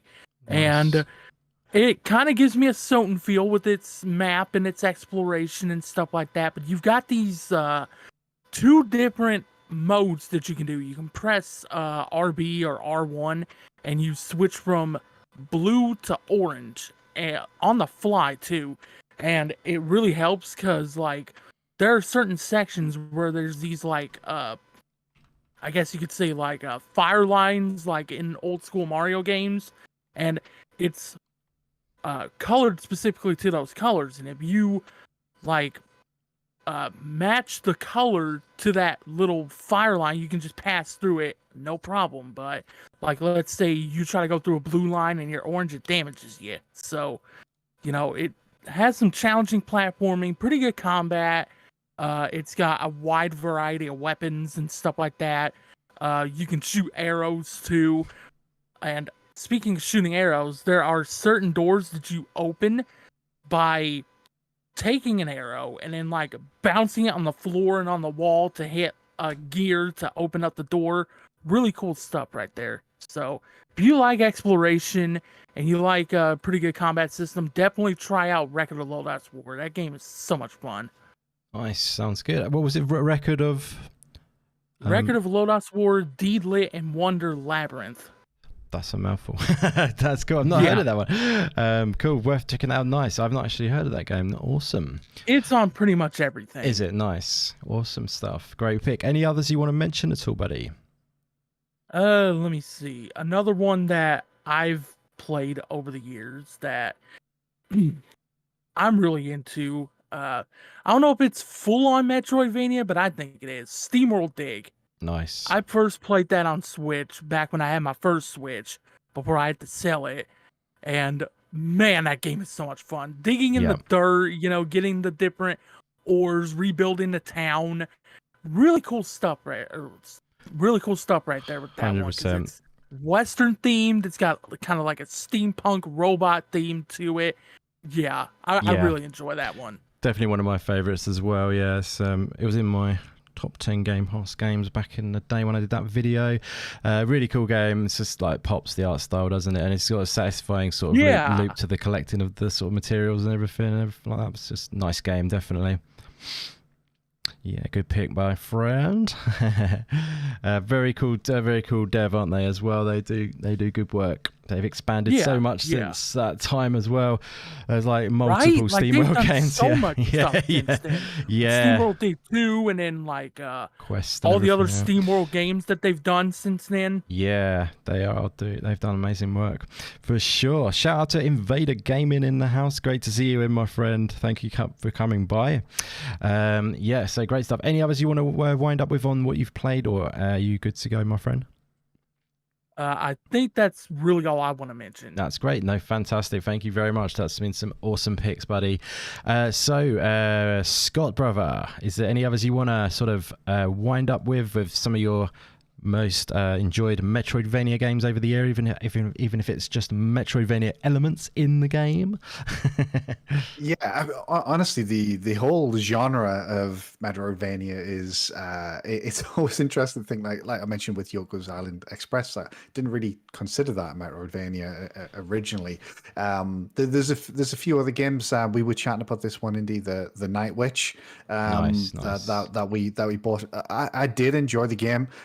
It's funny, when we were talking about Yoko's Island Express, you mentioned about the kind of the movement maybe being a little bit too rigid for you. And I found, I guess it wasn't necessarily rigid, but the way they restricted the movement in the water elements of the Night Witch, unfortunately, kind of really, I guess, impacted my enjoyment of the game.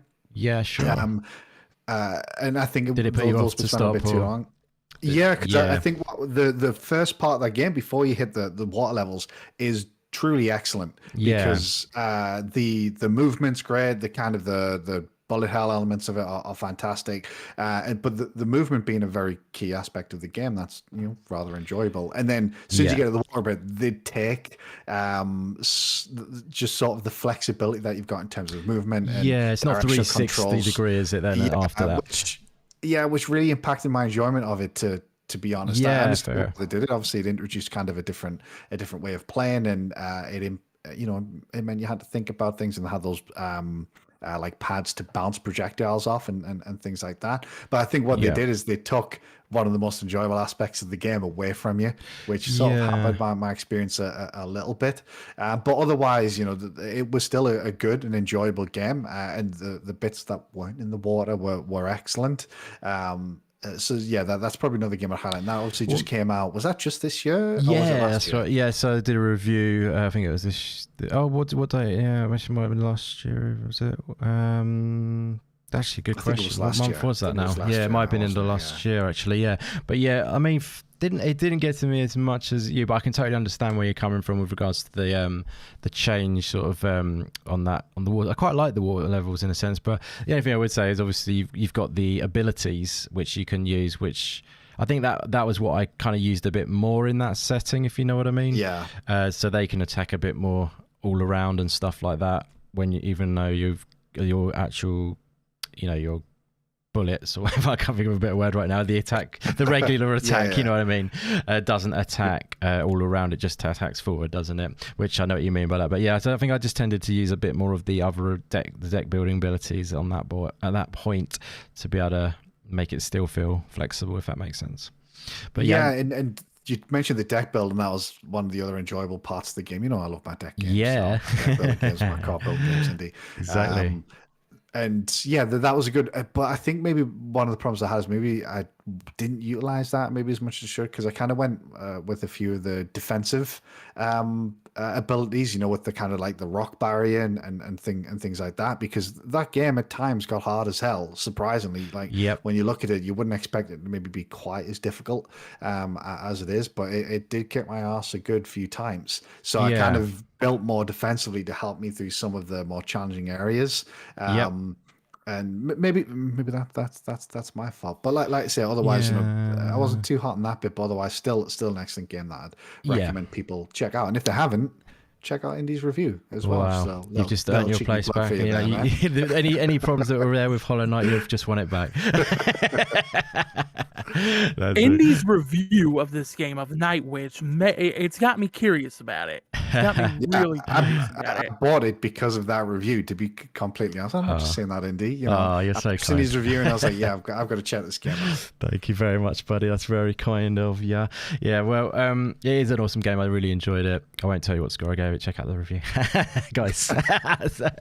But yeah, you can probably get a gauge of the fact that we did like it. And it's another cool Metroidvania as well. It's a great pick from Scotty Baby. So yes, Luke, my friend. Is actually, before we get to Luke, is there any others you want to mention, Scott, before we move over to Luke, that you just wanted to sort of like go over that you've that you've liked in the Metroidvania genre before we move away? Nothing's really come to mind at the moment, mate. So let's hear what Luke's got to say. Sounds good. Going to be quite disappointed because nothing else is coming to mind. Outrage. As well. You're not going to make me do all the last ones. We've gone through a lot. We have. Some lesser known ones. So it becomes quite, and like there are a lot of Metroidvanias out there, but it's not like hundreds. You know, we're not. It's not like roguelikes, right? Where there's tons of them all the time. I think there is a lot, but the ones that really stand out, there's only a handful. Yeah, I mean, it depends on your perspective. Maybe I play more than some people with Metroidvanias, if that makes sense, if you know what I mean. It's probably my favorite genre, so that's probably why I've got a few more to draw on. I don't know, but yeah, that's fair enough. No, if you've said all of your ones, that's all good. Okay, I'll just mention a few more then before we move on to the other part of the topic, guys. So a few more that we can't leave outstanding, really. Actually, one I'll mention, which has definitely been one of my favorite Metroidvanias. It's kind of a sort of hybrid again, that it did change into a Metroidvania halfway through the game. That's a little clue for you. And that is The Messenger. This game's amazing. The music, as I mentioned earlier. That's one I'm actually going to get to. Oh, here. Awesome. Not too long from now. Cool. I have it. Yeah. I just haven't really gotten around to it. It's so good. I need to clear some of these games that I've been playing first before I get to it. But yeah, that one's high on the priority list. Yeah, awesome. It should be too. That's a good place for it to be on the priority list. Yeah, it's such a cool game. I mean, I love the mechanic between the 8-bit and the 16-bit switch, where you go through like Portal and it changes the world, it changes the actual music as well, from 8 to 16-bit equivalent sort of music. And yeah, it's just a phenomenally good game. It's got the humor down. It's another game where it's actually really funny. Actually, some of the dialogue is so funny. You really enjoy if you actually look and read some of the parts. It's really like self-referential, breaks the fourth wall and that kind of thing. But yeah, done brilliantly. And it's the gameplay is super super fun, and the music, as I was saying a minute ago, is literally incredible. It's got the most amazing sort of like retro sounding soundtrack there is. I can listen to it just as a soundtrack, put it on and listen to it on its own. It's just absolutely banging, to be fair. It really is that good. It's honestly incredible, especially if you like that kind of like retro sounding sort of affair with I don't know how to describe it really, but the old school sort of like Mega Drive soundtracks and stuff, that kind of sound. Or what do we call it in America? Mega Drive? Forgotten now. Genesis, that's the one. Just in case you're in America, guys. But yeah, no, it's just an incredible game. But like I say, it does sort of start out as a sort of level-based game, and then halfway through it kind of switches and turns into the Metroidvania and gets you to go back into the game, explore different levels, and there's different aspects that open up, which is very, very clever. Yeah, chiptune is a bit different. Chiptune's a bit more slower pace. Sort of like usually I don't think that's the kind of thing it is exactly, but I know what you're saying. I usually say chip tune, but it's slightly different to that. But yes, it's a amazing game. It's one of my most enjoyed Metroidvanias for sure. Just reinvents itself all the way through. Really cool bosses, really funny, amazing music, great gameplay, everything there. Basically, check it out, guys. The Messenger is fantastic. So yeah, that's one to mention. Let's wind up a few more. There's one other actually that I think Scott was gonna mention. I'll just maybe mention it as well, and he can mention it a bit too. Again, it's a little bit of a it's not your conventional Metroidvania, but it is a Metroidvania designed kind of game, and that is Death's Door, which is a amazing game. Yes. Again, indeed, it's one of those things. Once again, where I kind of. Because there's a lot of like merging or fusing of genres with a lot of these games, it's difficult just to sort of pigeonhole them to one genre, sometimes even two genres. Death's Door I thought was a fantastic game. Again, one that I initially wouldn't have really thought of like strictly as a Metroidvania. But exactly. Good shout. That is a good shout. Game. That is a good shout. This is another one I want to get to once I get through some of these games I'm playing, because I got it for Christmas and I'm dying to get to this. Awesome. Yeah, mostly because of the art style. I love the art style of this game. Definitely, it is amazingly well done. And again, this is another game. We said it a lot, but it seems like Metroidvanias have amazing music in general, and the music in this game is just sublime, isn't it? It's really top-notch stuff. But yeah, again, everything about it is just fantastic. Really, it's a very special game. One of my favorites of the last few years for sure. And yes, there's it's a game you must play. It's just simply put, it's a must play. But like you were saying, Scott, it's kind of like it's not your conventional look to it. But like when sometimes people think Metroidvania, they might think like 2D platformer or something. But that's probably right. Isn't it? It is traditionally a 2D. But that's the thing. It's kind of the more than anything, the Metroidvania thing comes from obviously the discovery and the fact that when you get certain abilities to get you to certain areas, open up areas, and that's the more sort of intrinsic thing, which is in Death's Door and stuff like that. But yeah, because it's sort of not that, it's an isometric game, so it's not your conventional look to it. That probably what throws people off to thinking it might be a Metroidvania. But like that Star Wars game even is a Metroidvania, isn't it? The old Jedi game. I've not played that, but I've heard that's a Metroidvania as well. But yeah, that's a really cool game though. Death's Door for shizzles. Definitely play Death's Door if you haven't already. It is top notch stuff. One of my favorites. Okay, I could definitely say more. I'm just going to reel off a few without actually going into them. But we've got Axiom Verge 2. I just want to shout that out. And Axiom Verge 1, of course. And where else have we got here? So one of mine was SteamWorld Dig 2. Rogue Legacy 2 as well. And yes, one final one actually I have to mention because it's not one that gets mentioned ever, basically. And just want to say this and then we'll move forward, guys. So the final one I want to mention on this is Unbound Worlds Apart. It's one I've mentioned quite a few times, but not many people mention this game. And if you enjoy, the platforming and traversal in Hollow Knight, this game is a must-play. It's got some really cool, clever mechanics. It's not any sort of specific, strictly speaking, combat, but there are bosses and stuff like that which you do certain things to take them down in a combat sense, but you don't attack them like with a sword or anything like that. The main gameplay mechanic comes from the portals, and there are many different portals in the game which manifest in different ways, making for different unique sort of gameplay mechanics, where sometimes it will be it will shrink you, sometimes it will just change the environment. So sometimes a big sort of threatening enemy is coming your way, and if you do the portal at that point, it will change the scenario to where he's not such a threatening enemy. It will be a small something or other, or it will just be something where you can change a portal and you'll be spinning upside down gravity flips basically, and then you have to flip that and then flip it back over, flip it back over to be able to get past certain points. I'm not selling it in the portal sense because they're quite hard to explain, the portals, but they are brilliantly done, and it really changes up gameplay every so often in the game, and the feel of it is fantastic. The dash and everything is all there. It's very similar to Hollow Knight in the controls with the dash. You can actually double dash at some point, I think, and double jump and all that sort of stuff is in there. So that is a really top-notch part of it, and the visuals as well, top-notch as well. And once again, the soundtrack is right on point as well. So yeah, I really highly recommend checking this one out because it's not that well known. Unbound Worlds Apart, guys. Big thumbs up. Check it out. From the trailer footage that you're showing here, this game definitely looks interesting. Awesome. For sure. I'm glad to hear you like the look of it. That's fantastic to hear. Yeah, definitely check it out, buddy. You probably pick it up nice and cheap. It's maybe a couple of years old now, something like that. But yeah, I feel like it deserved more love when it came out, really, but a little bit under the radar game. So yeah, check it out, guys. I know Meisuko checked it out after I talked about it when it first came out, and yeah, it challenges you, and the sort of platforming is fun. It's really tight and it's challenging as well. But yeah, if you enjoy any of the the platforming sections in Hollow Knight where it challenges you, you'll probably love this game for sure.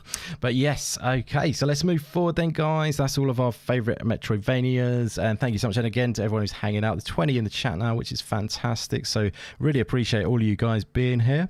We're going to move forward now, and we will just jump straight into, I think, our upcoming indie games of the Metroidvania variety. I think that we are looking forward to. Basically, we didn't really specify 2023, so I think just upcoming would be the best way to go. Yes, I'm really looking forward to hearing this one. I'm sure you guys are going to have some great picks for this. But yeah, we're going to dive in, as I say, to some of our favorite upcoming Metroidvanias now, guys. We're Metroidvaniaing it big time. But yeah, definitely let us know in the chat what you're looking forward to from the Metroidvania genre in the coming year or beyond, I guess you could say as well. But let's fire this one straight to Belmont and see what he's got to say about this one from upcoming Metroidvanias.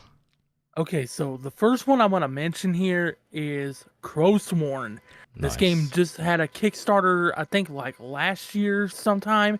And this game basically is a combination of Hollow Knight, Devil May Cry, and Bloodborne. And it combines all those things in the best possible way. Okay? I'm telling you, this game is it's gonna take over when it finally does come out. It's slated to come out this year, but we'll see if that actually happens or not. You know, things happen sometimes, and games do get delayed. But if it does actually come out this year, be on the lookout for this one. Definite. Yeah, it looks absolutely incredible. Every time they show more of it, it just looks even better as well.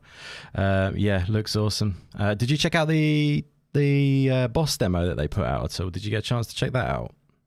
I didn't get a chance to. No, cool. Yeah, I think they sent out a few keys to developers. Maybe hit them up or something. They probably sort you out if you're looking to. They might spend you a little demo of that boss there. That one, it was just on with the spikes. But yeah, it looks amazing. I just, obviously, there's Hollow Knight vibes there, but they're definitely doing different stuff. With like, the gunplay and stuff in there too. Some cool aspects. But I'm all over this big time. Cannot wait to check out Crowsworn as well. Great pick. I can't either, man. This game is gonna be. Yeah, this is right up my alley, man. Right up my alley. Yes, I can definitely tell. Love it. Great pick. Okay, let's go straight to Scotty Baby for his first pick of his upcoming Metroidvanias that he's looking forward to. Yeah, so I'll go for one that we actually saw for the first time together, Indy, if I remember correctly. I can't remember which showcase it was. It was one of the summer showcases that we did a live reaction to, and that is The Last Faith. Now, I haven't watched this trailer in a little while, but the one thing that really stood out to me was the gun animation. I don't know if you remember. I just remember being in love with the animation that they showed off in this trailer. Yeah, so, the animations are really good for sure. Yeah, they're exceptional. So, like I said, I think it was showcased at one of the smaller summer events last year, if I remember correctly. Yeah, I do remember it popping up. I can't remember which one it was now. Yeah. No, I can't. But it was described as a kind of, funnily enough, Belmont's just mentioned the Crowsworn sort of inspiration. This one is kind of a Bloodborne, Castlevania like inspired type game, like kind of like a gothic theme and environment it's got going on there. And yeah, like I say, the animations in it are just excellent. Have you got the trailer up there? I have indeed. It's on the screen there. Wonderful. Lovely. The executions.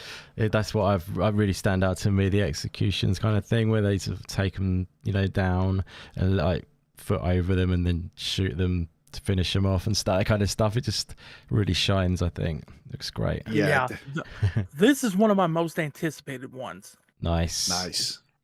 Yeah. Because I got tagged on Twitter like crazy when PlayStation, I think they did State of Play, and they dropped this, and I had people left, right, and center just saying, dude, you need to play this when it comes out. Your street, innit? Yeah.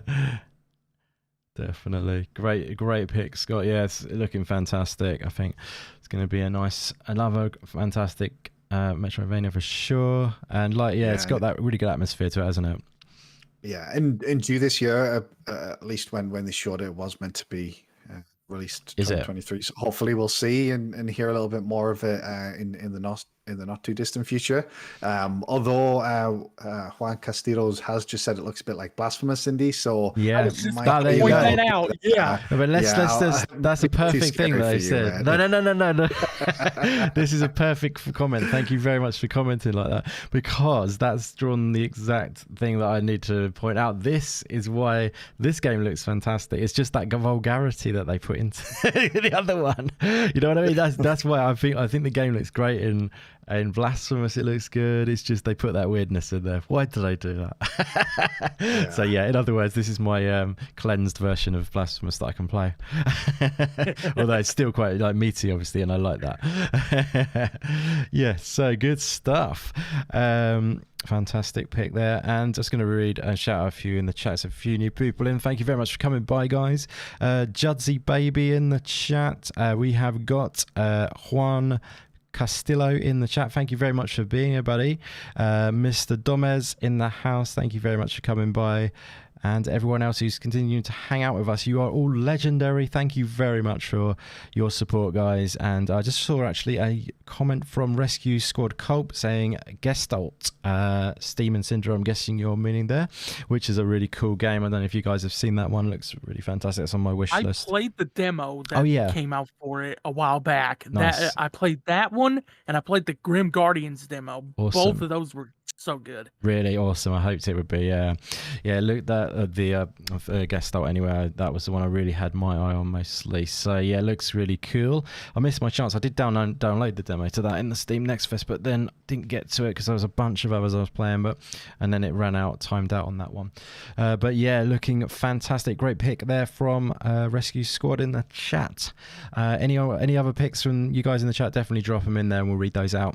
So Lukey Baby, it's your turn now, my friend. Have you got a pick for us on your most anticipated upcoming Metroidvanias? Yeah, I do. And this one is my most anticipated upcoming Metroidvania by a long way. And it's Earthblade. Oh, nice. Very good pick. Yes. So it didn't really matter what this game was going to be, I don't think, because the developer, I just knew that whatever this developer was making next, I'd probably love, and I was really looking forward to. Exactly. So for people who don't know, this is Extremely OK Games, which is a developer that made Celeste. Yes.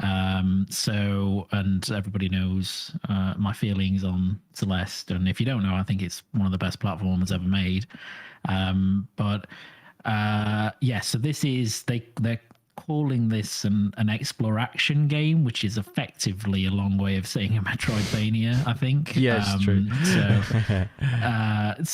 And that's that's what it is. I think it's supposed to be a bit more seamless to some extent. They talk about kind of being able to cross the world very seamlessly.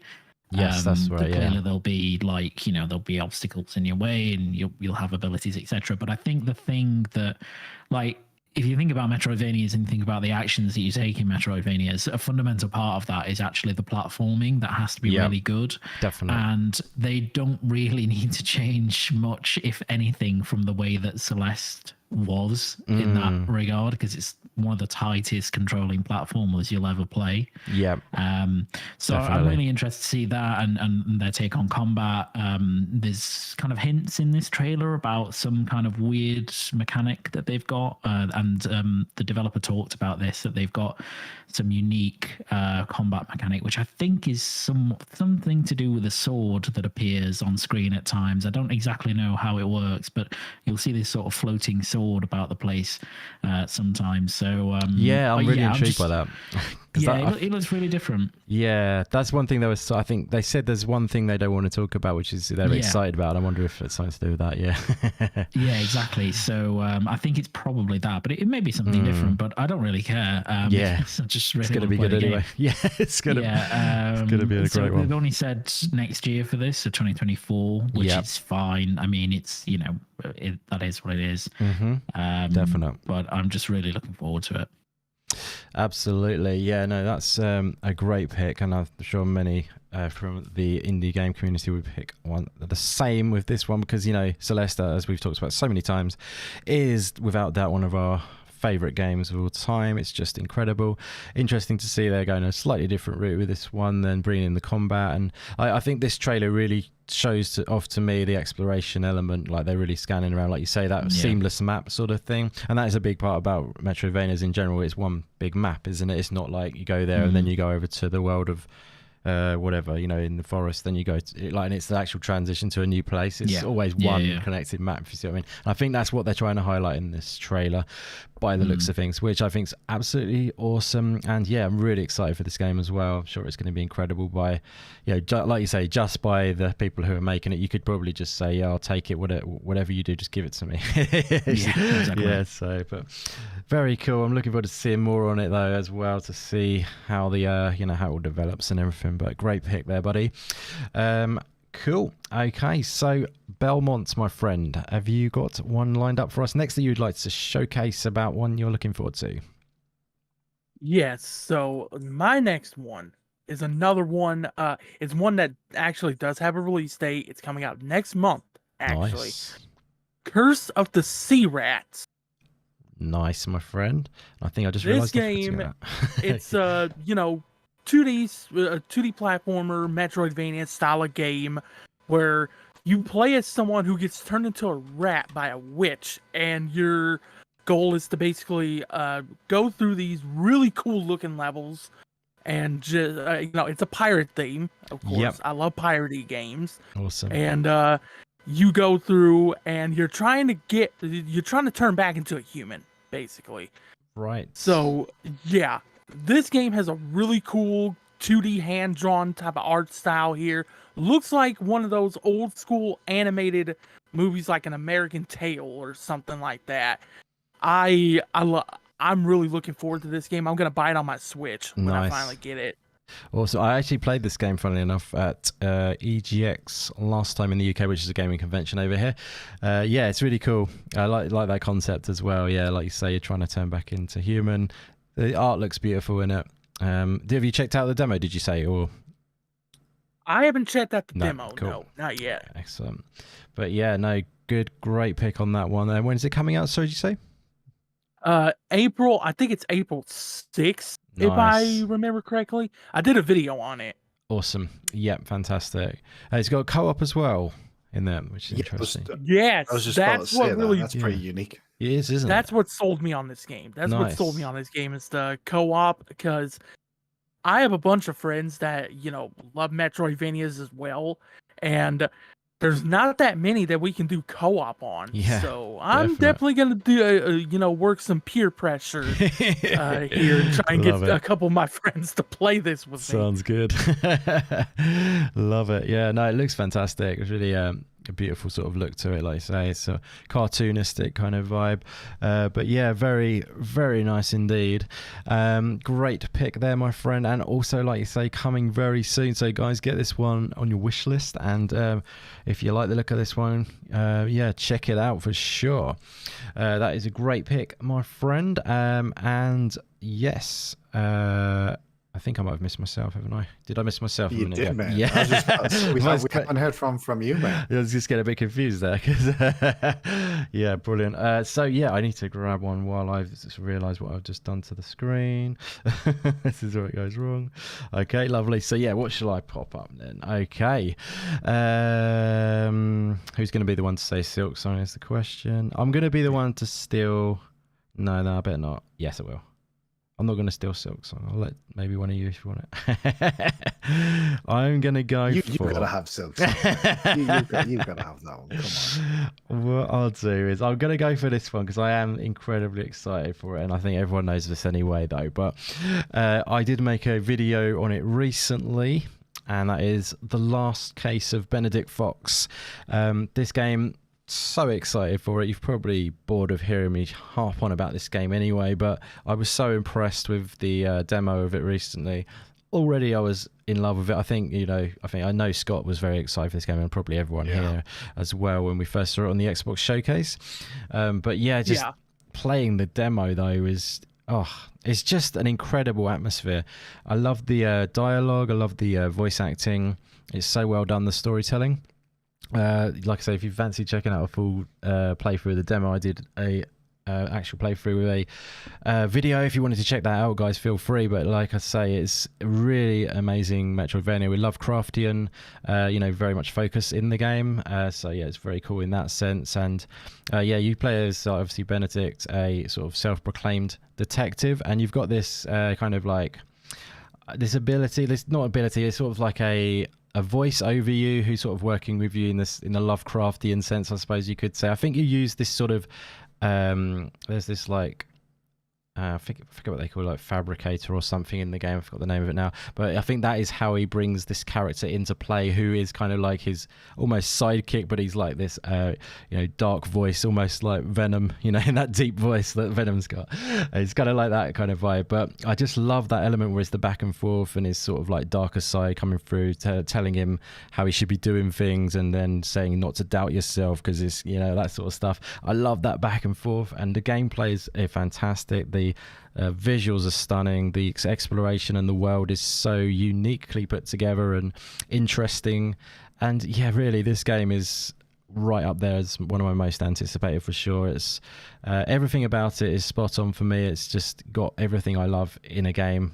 And I so cannot wait for this one, and it's coming very soon. I have put myself forward for a review key to be able to check it out, and they have said they'll sort me out, so I'm very excited for that. So check out the channel, subscribe for the channel for a review. Excuse my plugging myself there, guys, but if you want to check out a review, it'll be on its way when it's coming out, which is 27th of April, I believe. But yeah, super excited for this one. This one's up there almost with like Silksong for me. I'm just so excited for it. How about you guys? Are you excited for this game? I am. I definitely am. This is one that I covered in my Year of the Metroidvania video. Awesome. This one is... I love Lovecraftian games. Yeah. Okay. Me being the horror nut that I am, love me some Lovecraft. And this game is one of the more unique Metroidvanias that is coming out this year. Definitely. Mainly because of that Lovecraftian kind of twist on it. Yeah. So, yeah, really, really looking forward to this. Yeah, no, awesome to hear, buddy. Yeah, it's very unique, like you say. I just love the way it's done. Super nice atmosphere. Cannot wait for it. How about any of you guys? Are you looking forward to this one? I'm curious to know. Yeah, I'm really looking forward to it. We saw that at the Xbox showcase at the summer, and it looked excellent there. I didn't check out the demo, but I did check out your video. Thank you very much. And obviously hearing your thoughts, actually getting your hands on it. Still super excited for this game. Yeah, awesome. It looks excellent. It does. Yeah, it's visually beautiful, and it's so engrossing. I was really hooked by the whole tone of everything. But yeah, excellent stuff. Fantastic. I'm gonna be loving this game, I'm sure, when it comes out, and I'm gonna really dive deep onto it. That's romantic. Okay, so lovely stuff. That'll be my one then. So who are we going to next? It will be Scott, won't it, next? I think I'm losing my way again. Maybe, yeah. I think we just. Yeah, I think Scott was after me. Yeah, thank you very much. Yeah. So Scott, what have you got for us next, my friend? So I'll go for one that I only discovered very recently, as in yesterday, when I was, just looking into some of the games that are some Metroidvanias that are meant to be coming over the next 12 months or so. And one that really stood out, and I mentioned this on Twitter, and I think you said you checked out, which is Ellipse. Very nice. Which I did get Ori vibes from it, just in terms of the movement. Even the character give me some sort of Ori vibes. I've seen a lot of people comparing it a little bit to Hollow Knight as well. But yeah, so this game I think is due this year. It's PS4, PS5, and PC, I believe, from what I've read on it this weekend. But yeah, this is another excellent looking game. Yeah, I totally get where you're coming from with the Ori thing, and I think when I was playing through the demo, I played through the demo of it recently from the Steam Next Fest, and the mechanics. There's especially one mechanic, which is the one where you press a button and you sort of pause and you can aim the direction you're going to sort of boost. Yeah, exactly. That is super Ori, and it's really nice actually. It works really well in the game, and you can double that up as well. So once you get your abilities up, you can do a dash and then do another dash in the air and stuff like that. So I think there's going to be a lot of like ability leveling up to be able to do some amazing platforming in this game. There is some combat in it, by the way, as well.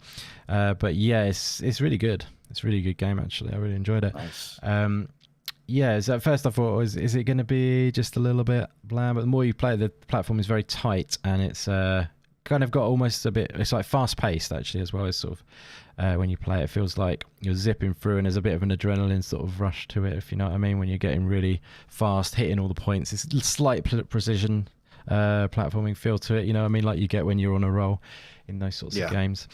But it's really cool game, and that's a great pick. So do you say it's coming to all platforms, is it?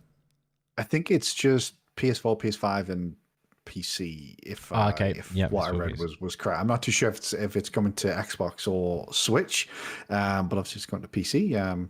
It'll be good to play it there. So yeah, Andy, you need to get that video out so I can see a little bit more of the demo. Yeah, I think I did a video, as Scott said. I recorded one and I haven't put it out yet, but it's one of those things. It's time always, and then when you leave a video to sort of like sit for a while, you sort of feel like, I don't know, it just feels like it's, I don't know, gone off the boil or something, you know what I mean? Yeah. And sometimes when I do recording videos where I play a game and speak about it, I don't know, it's weird for me because I don't know, versus like say a video where I do a review and script it and stuff, but it's two different things. Sometimes I get a little bit critical of myself when I'm just harping on, talking crap basically, you know what I mean, rather than it being scripted out and edited out. You know what I mean? Like, I don't know, it's one of those things. Sometimes I did that the same with Benedict Fox and it was okay, but I don't know, sometimes I won't be as happy with it because I'm just like that basically. You know what I mean? Do you know whether the developer Hot Chili is this their first game, or have they created anything in the past? I'm curious as what their, I'm not actually sure much about them. They might, so I hadn't heard of them before. That's the developer, not the publisher? Yeah. I'm not too sure who the publisher is actually. So I think at the time I did look it up, but I've forgotten. It's, I'm not too sure actually about them, to be honest. Not too sure. Yeah, so Hot Chili is the developer, and then on Steam it's got PID Games and East to West Games being the publishers. Perhaps might be their first game. Are you on Steam at the moment? Yeah. Click on the blue link to the developer. Oh yeah, you can click that. Actually, there's no other games listed for them, so this does look like it could be their first game. So very nice. Well, that is one hell of an impression for a first game. It is. This game looks great. It's good, isn't it? Yeah, it's a good looking game, and it feels great to play as well, and that's the key obviously on games like that. So yeah, check it out, buddy. Good stuff. That's a great pick, buddy. Luke, brother, what have you got for us? You got any games you want to highlight that you're looking forward to, my friend? No, I've got no more. None. You're all No, I do. Okay. He's no more at than least one still more. Silksong sitting on the table, and he's like, no. yeah, no, I'm not looking forward to that. I don't even know what it is. No, there's one that I can't remember when we saw this one. Actually, it was a little while ago, but I remember seeing it, and it just looked super cool. And that is Doomblade. Oh, nice. Yeah, I remember when we saw that. Yeah, that's cool. Yeah, good pick. Yes. Doomblade is another one I think I've covered on my channel before. Good game, good shout right there. Good shout. Yeah, thank you.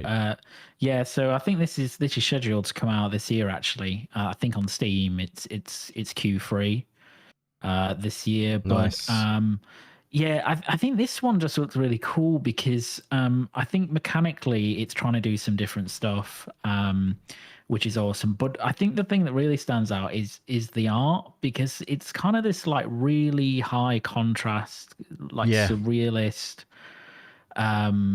very abstract almost kind of aesthetic, which I think is really cool. And again, Metroidvanias like roguelites, like they have to do things that stand out because a few of them do exist. Yeah. So especially on the 2D planes, it's kind of even harder to some extent to stand out. But I think this one does really well. Yeah.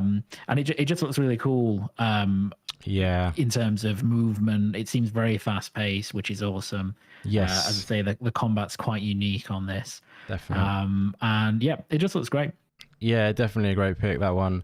I kind of like the idea of the way you're just this sort of like scrawny little thing, and then the blades are like massive. You know what I mean? Yeah. And it's sort of like it tempts you over. I think if I remember rightly, it's the blade speaking to you or something in the trailer. I can't remember. I think so. Yeah. And it sort of like tempts you over to sort of take it on, and then it's almost like this amazing thing. Yeah, the abilities and everything look really good. I think it looks like it's nice and smooth and plays really well by the look of it. I know it sounds a weird thing to say, but hopefully it plays as good. Has any of you guys played it at all on a demo or anything?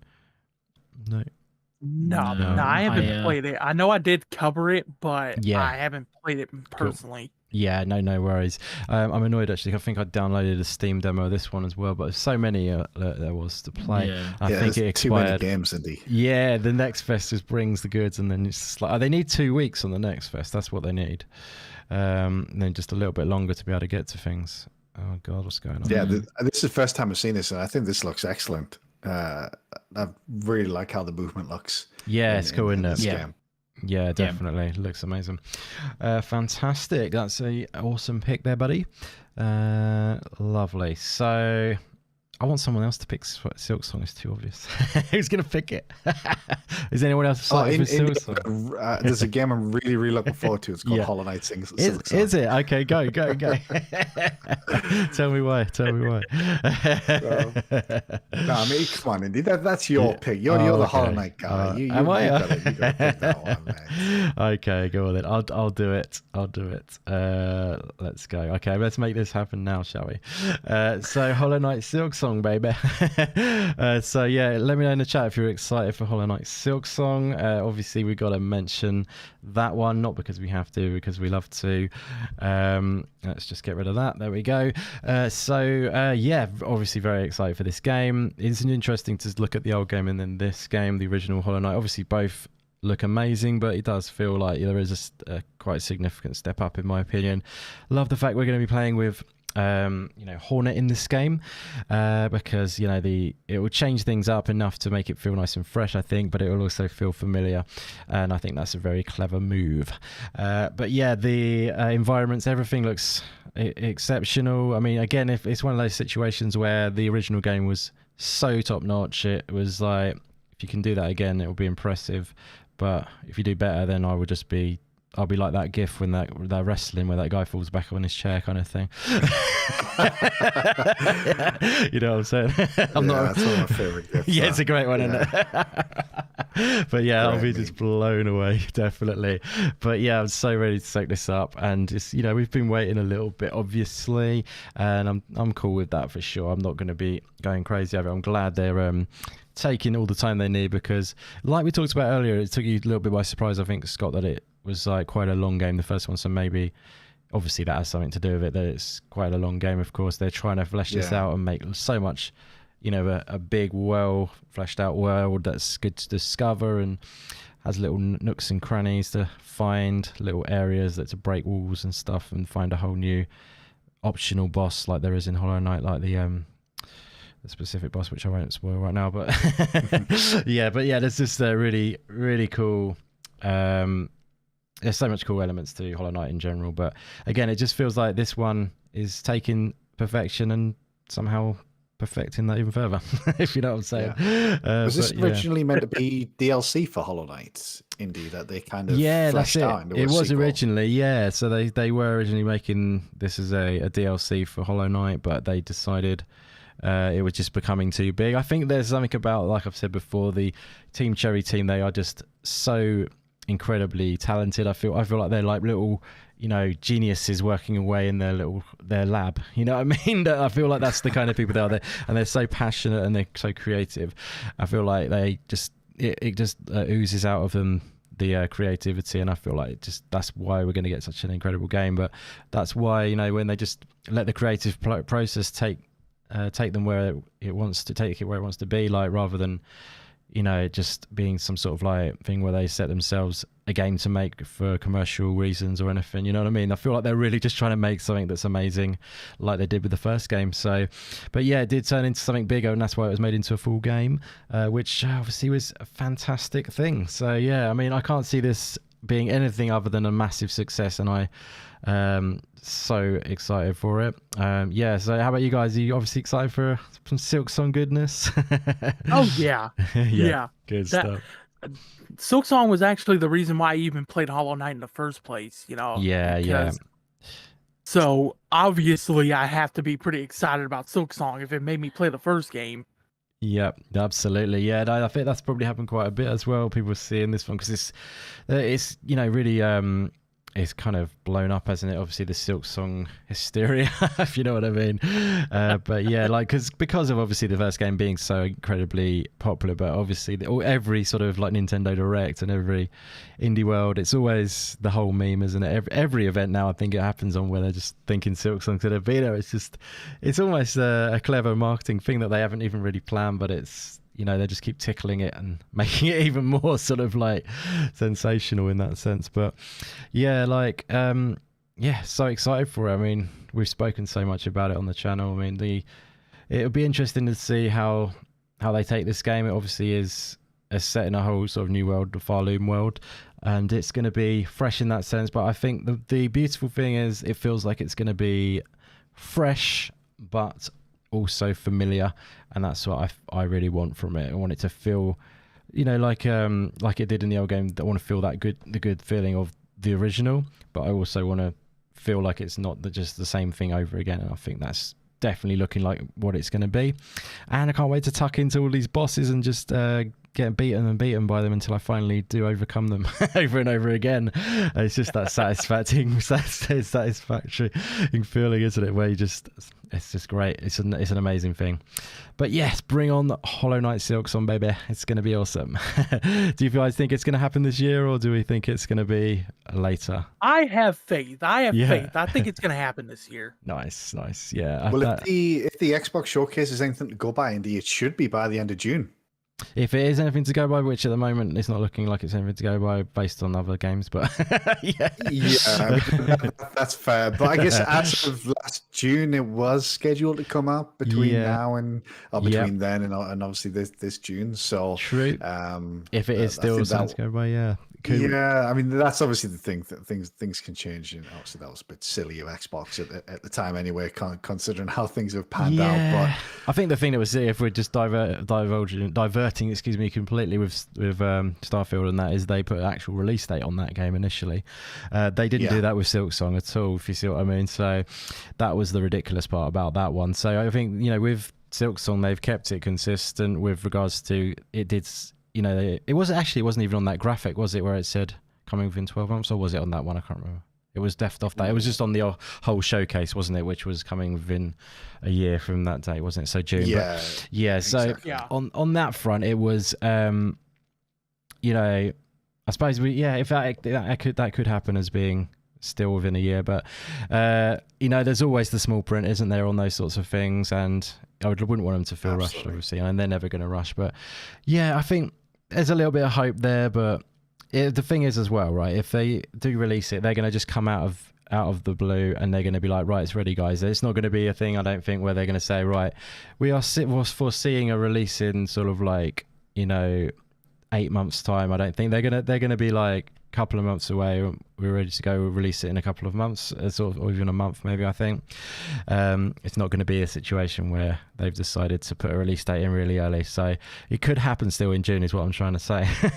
Yeah, I guess would be is if they obviously don't hit that window. Yeah. If it was scheduled for June. Or before, hopefully that means, you know, it's not too far away, so hopefully it'll still maybe just be later this year.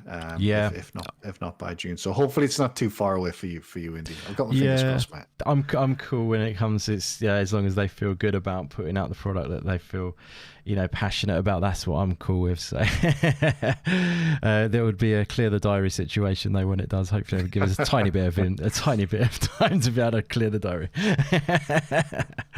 But yeah, no, it's exciting times. Silksong's going to be exceptionally awesome. I think it's going to be an amazing game. But yes, so anyone else got games that they would like to mention that they're looking forward to coming up in upcoming indie games that are Metroidvanias?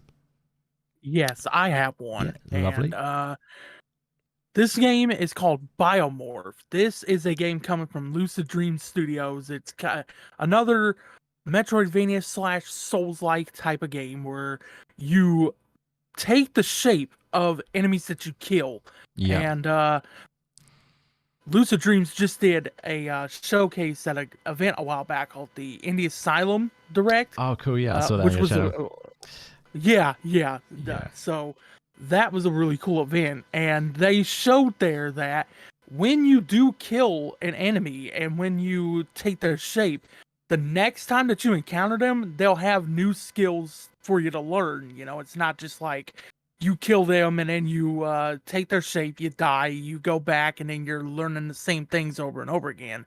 You know, they're designing the AI in a way that really just, you know, tests you a little bit. So that right there, that concept alone is what's got me hooked on this game. I did a video on this a while back, and the devs themselves are really just love that video. That was one of the because one of my friends knows someone at the studio, so yeah. Oh, nice. Because I actually have gotten in that way.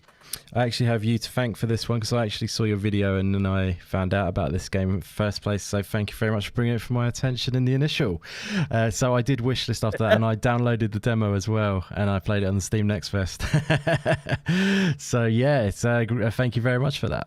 It's really cool. No problem, not at all, man. Yeah. I mean, this game, I'm telling you, I think this is going to be one of the indie highlights of the year. I would be shocked if this doesn't get at least nominated for an indie award at the Game Awards. Nice. Yeah, it is a really cool game for sure. I like the concept where you can become different entities, like you say. It's the morph mechanic is really cool. Actually, it gives it unique. The fun thing about the game as well is quite different as well. Is the music is like almost like superhero music. I don't know if you've heard that. Yeah. Do you know what I mean? Yeah, I noticed that. Yeah. I noticed that. So do you work Shout out to my friends on over at Lucid Dream Studios, by the way. I love you guys. Definitely. They are awesome. They're doing great stuff. I wonder if, do you work for like an agency or something in the game? Is that what it is? Or because you do communicate between the character and this other person in the demo. So I wonder if you're like working for like some sort of agency or like, you know what I mean? In the sort of like superhero sense. In the marketing, they say you get to uncover the mystery of this character right here. Right. Harlow, I think is his name. Cool. Again, folks at Lucid Dreams, please correct me if I'm wrong about that. But yeah, I think his name's Harlow. Awesome. No, fantastic. Yeah, it's a great one. It's another one of the incredible Metroidvanias we got coming. Definitely get this one on your wish list like all the others that you're seeing if you like what you see, guys. Yeah, it looks and plays really well. It's really smooth, the gameplay in this. I really enjoyed that about it. Some really cool mechanics and demo was really good.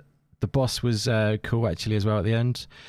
Really short demo, about 20 minutes I think it was, but it was really good. And yeah, great stuff. It's another one to be looking forward to for sure. Anyone else got any others they would like to mention they're looking forward to? Anybody else? Scotty, baby, got any? Or no, I think we've covered all of the cool. more exciting moments. I'm sure there's going to be plenty more that'll be shown off this year. That's going to be coming out. So lots to look forward to. Definitely. No, that's fantastic. There's so many. That's the thing. We could easily go on forever. We better call it there, really, because we've been going for a while. But yeah, I mean, what I'll do is I'll just shout out a few that I've got left on my little docket here, just as in a really quick shout outs. Just want to mention one because it doesn't really get mentioned a lot, and it's only just had, I think it's still in Kickstarter, it might even come out of that now, but it's Nara Facing Fire. This is on the screen right now. I want to shout out that one. Looks fantastic, super slick, super smooth, really cool looking Metroidvania. Nara Facing Fire, definitely check it out, guys. Like I say, I think they might even still be in Kickstarter, so, or it might be just out of it. So yeah, I think this one looks absolutely sublime. And who else we shout out here quickly? Another game which is coming and we will be able to check out at WASD, myself and Luke, and that is Gunbrella, because Devolver will be there showcasing the game. And yeah, that's on the screen right now. Looking forward to Gunbrella. This is another Metroidvania. This has got some cool mechanics, you know, with the umbrella stroke gun thing going on, which is super cool. I played the demo of this. It's really fun already, actually. And I like the 360 degree sort of shooting thing you got going on in this one. Really cool game. Oh man, I am into this one already. Love that. That Gunbrella. Yeah, that cool, right there is what's got me into it. That's a good hook, isn't it? Yeah, it's a super cool game. Yeah, it's going to be an awesome one. Again, coming from Devolver, super cool stuff. They usually don't miss. Finally, I just want to mention one more, which I've done a interview with this developer on the channel called Biogun.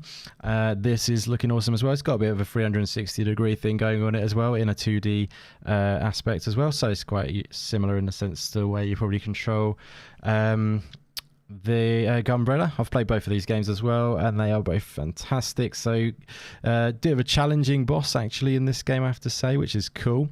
But yeah, the game in general is fantastic. I love the whole concept, the art and everything is top notch in Biogun. So yeah, all of these games, check them out, guys. So awesome times to be a Metroidvania fan for sure. Yeah. Really Biogun's another good shout. I actually covered that my year, the Metroidvania one. This one nice. Kind of reminds me of Metroid a lot. It reminds me of Metroid a lot. Yeah, with I know the what whole you're saying. shooting mechanic and everything. Yeah. I'll tell you what, actually, I'm gonna fire one to you, actually, Belmont, because I know you've mentioned one that and I've seen it on your channel as a video before as well, and then we'll wind this bad boy up. So I'm gonna cue one up for you, my friend. Oh yes. Okay, so you're you know probably what's talking coming? about Mawadra. Hell yeah, you know what I'm talking about. That one right there. It looks like it's another Metroid clone, but it kind of looks. It does have its own thing going on. Okay, but if you are someone that is a fan of Metroid and you're waiting for another 2D Metroid, this game right here definitely looks like it'll satiate that thirst, at least for a little bit anyway. Yep, absolutely. Yeah, it's looking cool. It's very sort of like dark sort of vibes to it as well, which looks really interesting. I like the look of it. Actually, did you check out oh god, what's it called now? Oh god. Ghost. Oh my god, I've gone brain dead. What was the game that came out recently that's really big Metroid vibes? Ghost Song. Did you check out Ghost Song? Oh no, I didn't even hear about that. Oh, one. you've got to check that out. I gotta check it out now. I think you'll really like that game because obviously for obvious reasons, but yeah, it's got a bit of a vibe like this to it actually, with the way you sort of move around and everything. And yeah, check out Ghost Song. I think you'll really like that game. But same to you in the chat, guys. This has been awesome. Now I think we should wind it up there, as we've gone a little bit over as always. Apologies again.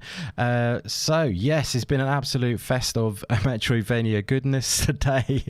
Thank you so much to everyone who's hung out in the chat for this show. It's been absolutely absolutely awesome. Some great names been hanging out with us today. So you're all legendary in my book, and I really appreciate you. It means the world you hanging out with us, guys. Thank you very much, guys. So also want to say a massive thank you to the panel today of legends that they are. We've had Scott on for his first time as a regular co-host on the channel. He probably doesn't want to carry on anymore. He's probably changed his mind already. I'm in for life now, man. You're in for life. You're locked in. Yeah. Yeah, that's what that padlock is on the Discord thing, by the way. But yeah, let's say huge thanks to Scott first. Yeah, thank you so much for joining us on the regular, brother. It's been awesome to have you on as a regular co-host. I know we've hung out so many times, but I'm really looking forward to what we can do in the future. I want to collaborate and do things together and have ideas from all of us, and hopefully do some cool stuff around indie games. But yeah, thanks for being part of that journey, and thanks so much for today, brother. Do you want to shout out where they can find you, my friend? Yeah, of course. Thank you very much again, Indy. It's been a pleasure. You know, we always have a good laugh. Obviously, Belmont, it was an absolute pleasure meeting you today as well, mate. So I guess now I can say officially you can find me on this channel, Indy. Say you can find me on here for future shows. But you can also catch me on Twitter at SX2 Gaming. I think the link is probably in the description. So if you want to hear some bad takes, please check me out over there. And yeah, you should hopefully see me around here a little bit more frequently in the future. I'm really excited for what we can do, mate. Really excited. Awesome, bro. Well, thank you very much for that. That's much appreciated. And yeah, definitely follow Scott on Twitter. Obviously the names are all rolling along the bottom of the screen as well for Twitter, and all the full links are in the description below for Twitter and YouTube channels if you have them. But yeah, I'm very excited for the future, my friend. So yeah, thanks again for joining us. And Luke, my friend, thank you very much as always for being a legend and my trusty partner in crime. But now we are a trio, so we've become a step bigger, which is awesome. And yeah, thank you so much for being part of it today, Luke. It's been awesome hanging with you as always. Where can they find you, my friend? Yeah, that pleasure as always, and great to have Scott here, obviously, and also great to have Belmont as well, great guest. So find me here, obviously, as Scott said, and at LukeSteele90 on Twitter. Awesome, my friend. And I forgot to mention a little bit, actually, that your mic is sounding absolutely delightful, by the way. Oh, thank you. Yes, I think you might have... I'm still tweaking it. I'm just going to say that. Yeah, I was going to say, I think you tweaked it from the start to the end of the podcast, and it sounds even better by the end. Yes, I did. I was doing a little bit of tweaking as I was listening to myself back. So yeah, when you go into Discord, it's a bit different in terms of the what you actually hear as compared to like StreamYard. So I'm kind of trying to have to, play back modify it a bit if I come into Discord. So yeah, but it's getting there. It's sounding awesome. So yeah, congratulations on the new setup. It's great. And Scott will be joining us one day, maybe in the dynamic mic world. He better be, otherwise he's off the podcast. Yeah. Well, he's gone quiet. He's walked out. Yeah, he's walked out. He's buying one now. That's what it is. That's what it is. Yeah. I'm going to have to tell the missus I need a good 800 quid to spend on a Steam Deck and some audio equipment. Yeah, basically. It's all an investment. Yeah, it should be all right. Yeah. He's got to get that professional level audio equipment now. I love it. And finally, definitely last but not least, what an legend of a guest we've had on today. I've been so excited to have you on, buddy, and it's really been as awesome as I thought it would be. The Mad Belmont. Check out his YouTube channel, guys. It's phenomenal stuff. It's so passionate, as you could probably tell from everything he said today. He just exudes the passion, which is something I love. But thank you so much for joining us today, buddy. And would you like to shout out where they can find you? Of course. Thank you again for having me on. I greatly appreciate it. If you ever want me to come on here again, just let me know. Awesome. I am one message away. Oh, I love that. Thank you very much. That will happen for sure. So you can find me on my channel, same name, and on Twitter at the Mad Belmont. You will see me talking about Metroid, mostly Castlevania. I do spew a lot of my Castlevania passion over there. So if you want to see me talk about Castlevania near 24/7, just go follow me on Twitter. Nice, absolutely fantastic stuff. Yeah, and check out some of those vids on his channel. Like I say, There's much to be loved over there. That video that's blown up as well. Everyone's probably seen it in their recommended anyway by now, with the amount of views you're getting on your Metroidvania one. It's great to see that. That one is up to 42,000. Nice. That's 42,000. awesome. That's sweet, buddy. Well deserved. Well deserved. That's great to see. So yeah, thank you again for joining us. It's been so much fun, and thank you again to all the chat for coming through. I'm just going to shout out some of you guys, and then we'll wind it up there. But shout out to Matt Penix, who joined us towards the end. Thank you very much for coming in, my friend. Cludes, I don't know if I'm saying that right. Cludes, maybe. Cludes. What do you reckon? Cludes? Yeah. Let's go, Cludes. Thank you so much for being here as well. It's been awesome having you hanging out the whole time. You're a legend. Who else we got? Stubbs Gaming in the house. Always a pleasure to see you in, buddy. Thanks for being a mod in the house as well. And he's got a podcast tomorrow, by the way, with Luke. I think he wants me to shout that out. I'm happy to oblige. So yeah, check out a podcast with Stubbsy and Luke tomorrow on his channel. Rescue Squad Culp has been in the house as well. Thank you very much for being here. Juan Castillo in the house. Thank you so much for hanging out with us. Who else did we have in? We had UK Dazarus in the house. We had a friendly pest popped in at one point there. We had Lemon popping in that I totally missed. Sorry about that. Thank you for being here. We had, who else did we have? BMG, I totally missed you as well. I'm so sorry. You just said Sonic sucks, so maybe it was burst. I did miss that, actually. One thing I want to mention before we sign off here. Yeah, no worries. Luke, Scott, it was a pleasure meeting you both today. I'm looking forward to conversing with you two more in the future. Awesome. Lovely. Thank you very much, mate. You too. You too. That's beautiful. Excellent stuff, guys. I love to hear that. And Meisuko, thank you so much for doing the old modding in there, as always, the mod father. Indie Gamiacs, thank you for coming through. Ruby Tells, thank you very much for being here. Invader Gaming, everyone else who came by, you're all legendary. It's been an absolutely blast of a show. Spread that Metroidvania love around, and yeah, enjoy some more of that, and enjoy some indie games in general, guys. Thank you so much for all your support. Feel free to hit that like button and hit subscribe as well if you want to check out some more of our content. We do the Indie Games podcast on the regular, and I'll have some videos up, and as well we'll be covering WASD as well, which is the gaming convention which myself and Luke will be going to at the end of the month. And yeah, we should have some content on there, live on the floor, etc., at that showcase event, expo. Yeah, so if you feel like checking some of that content out, feel free to subscribe to the channel. But I'm going to leave it there, guys. Thank you so much for being here. Catch you guys very soon with another indie game video or indie game podcast. But yeah, thanks again for watching, guys, and we'll catch you soon.